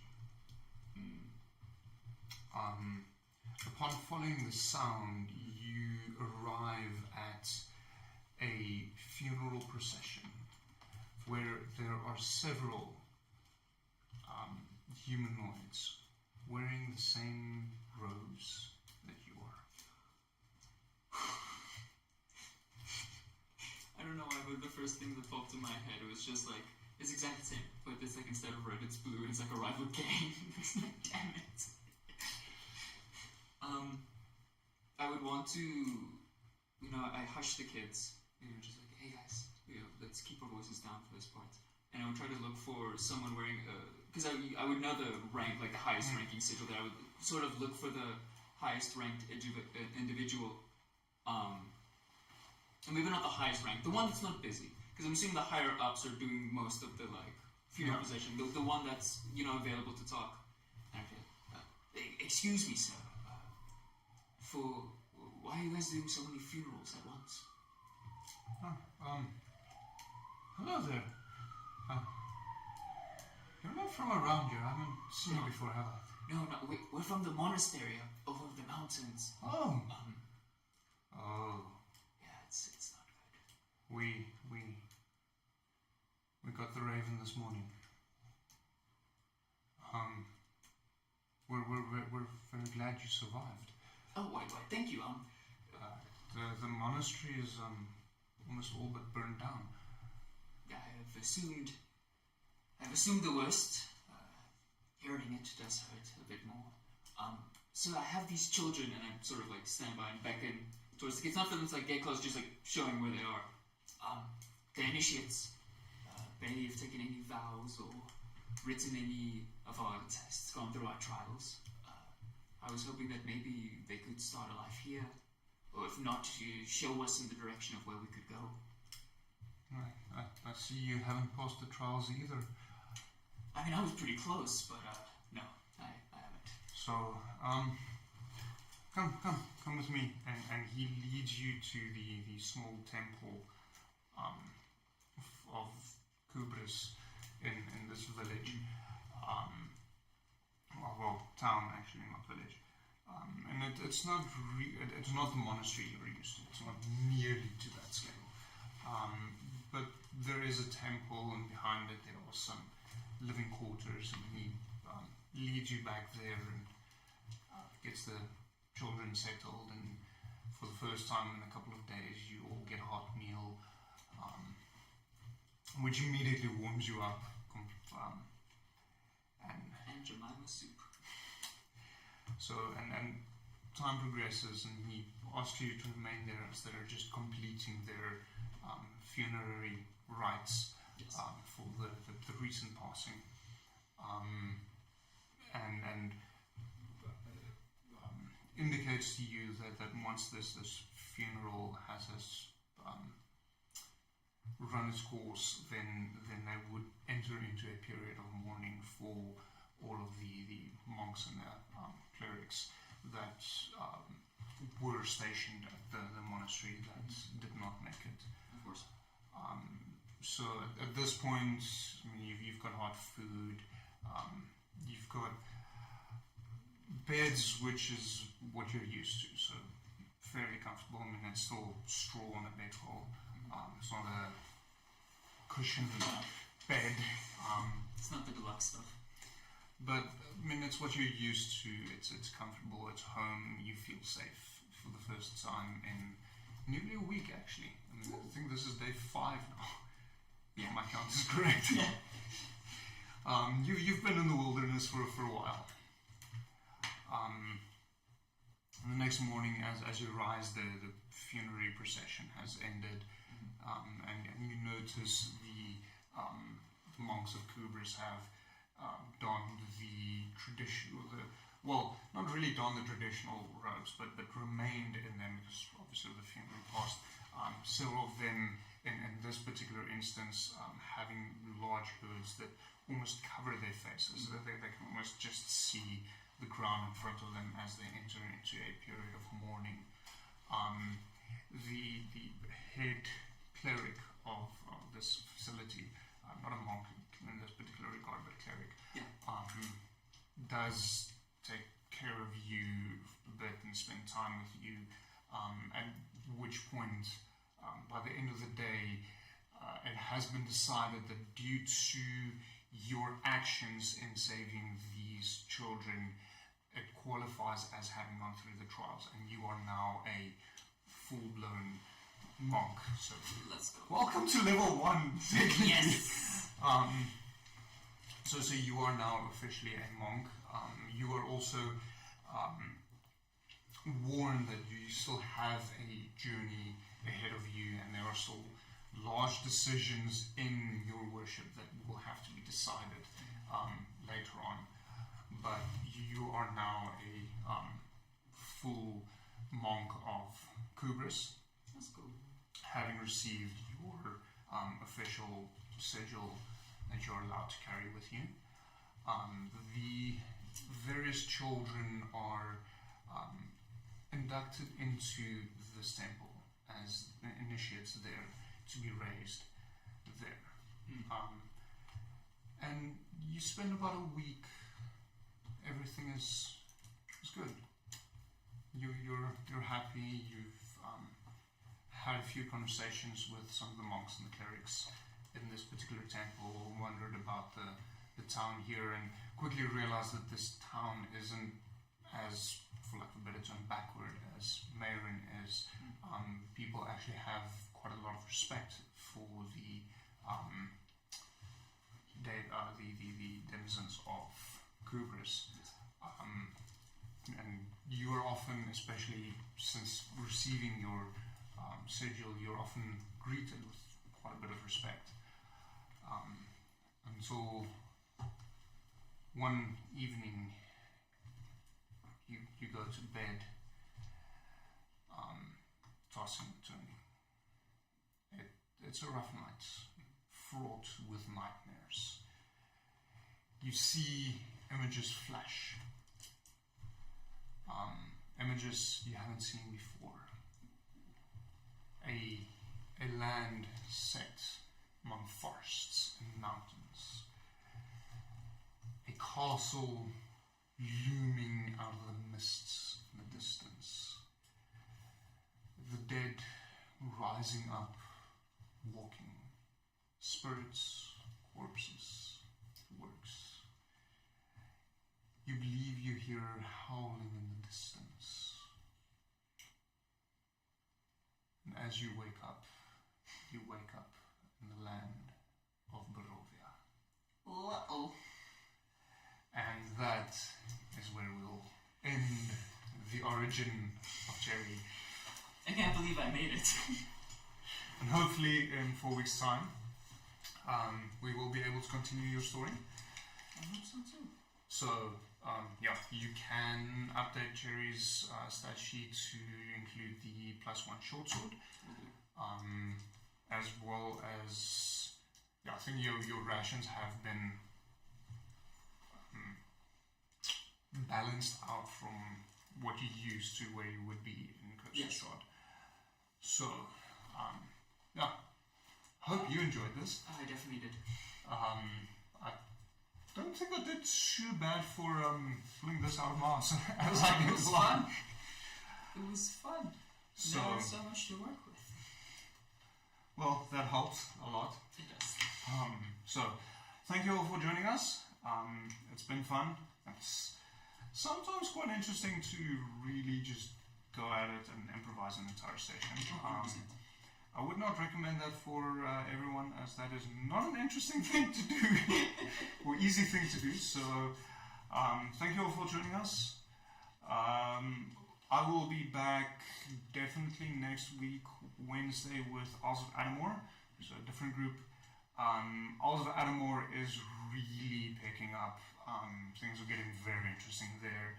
So please join us for that. It's a lot of fun. And hopefully things work out well enough that I can actually start picking up the Miniature Madness as of Sunday. I haven't picked up a paintbrush in quite some time, so it's a little bit overdue, but I need to get the streaming set up for that as well.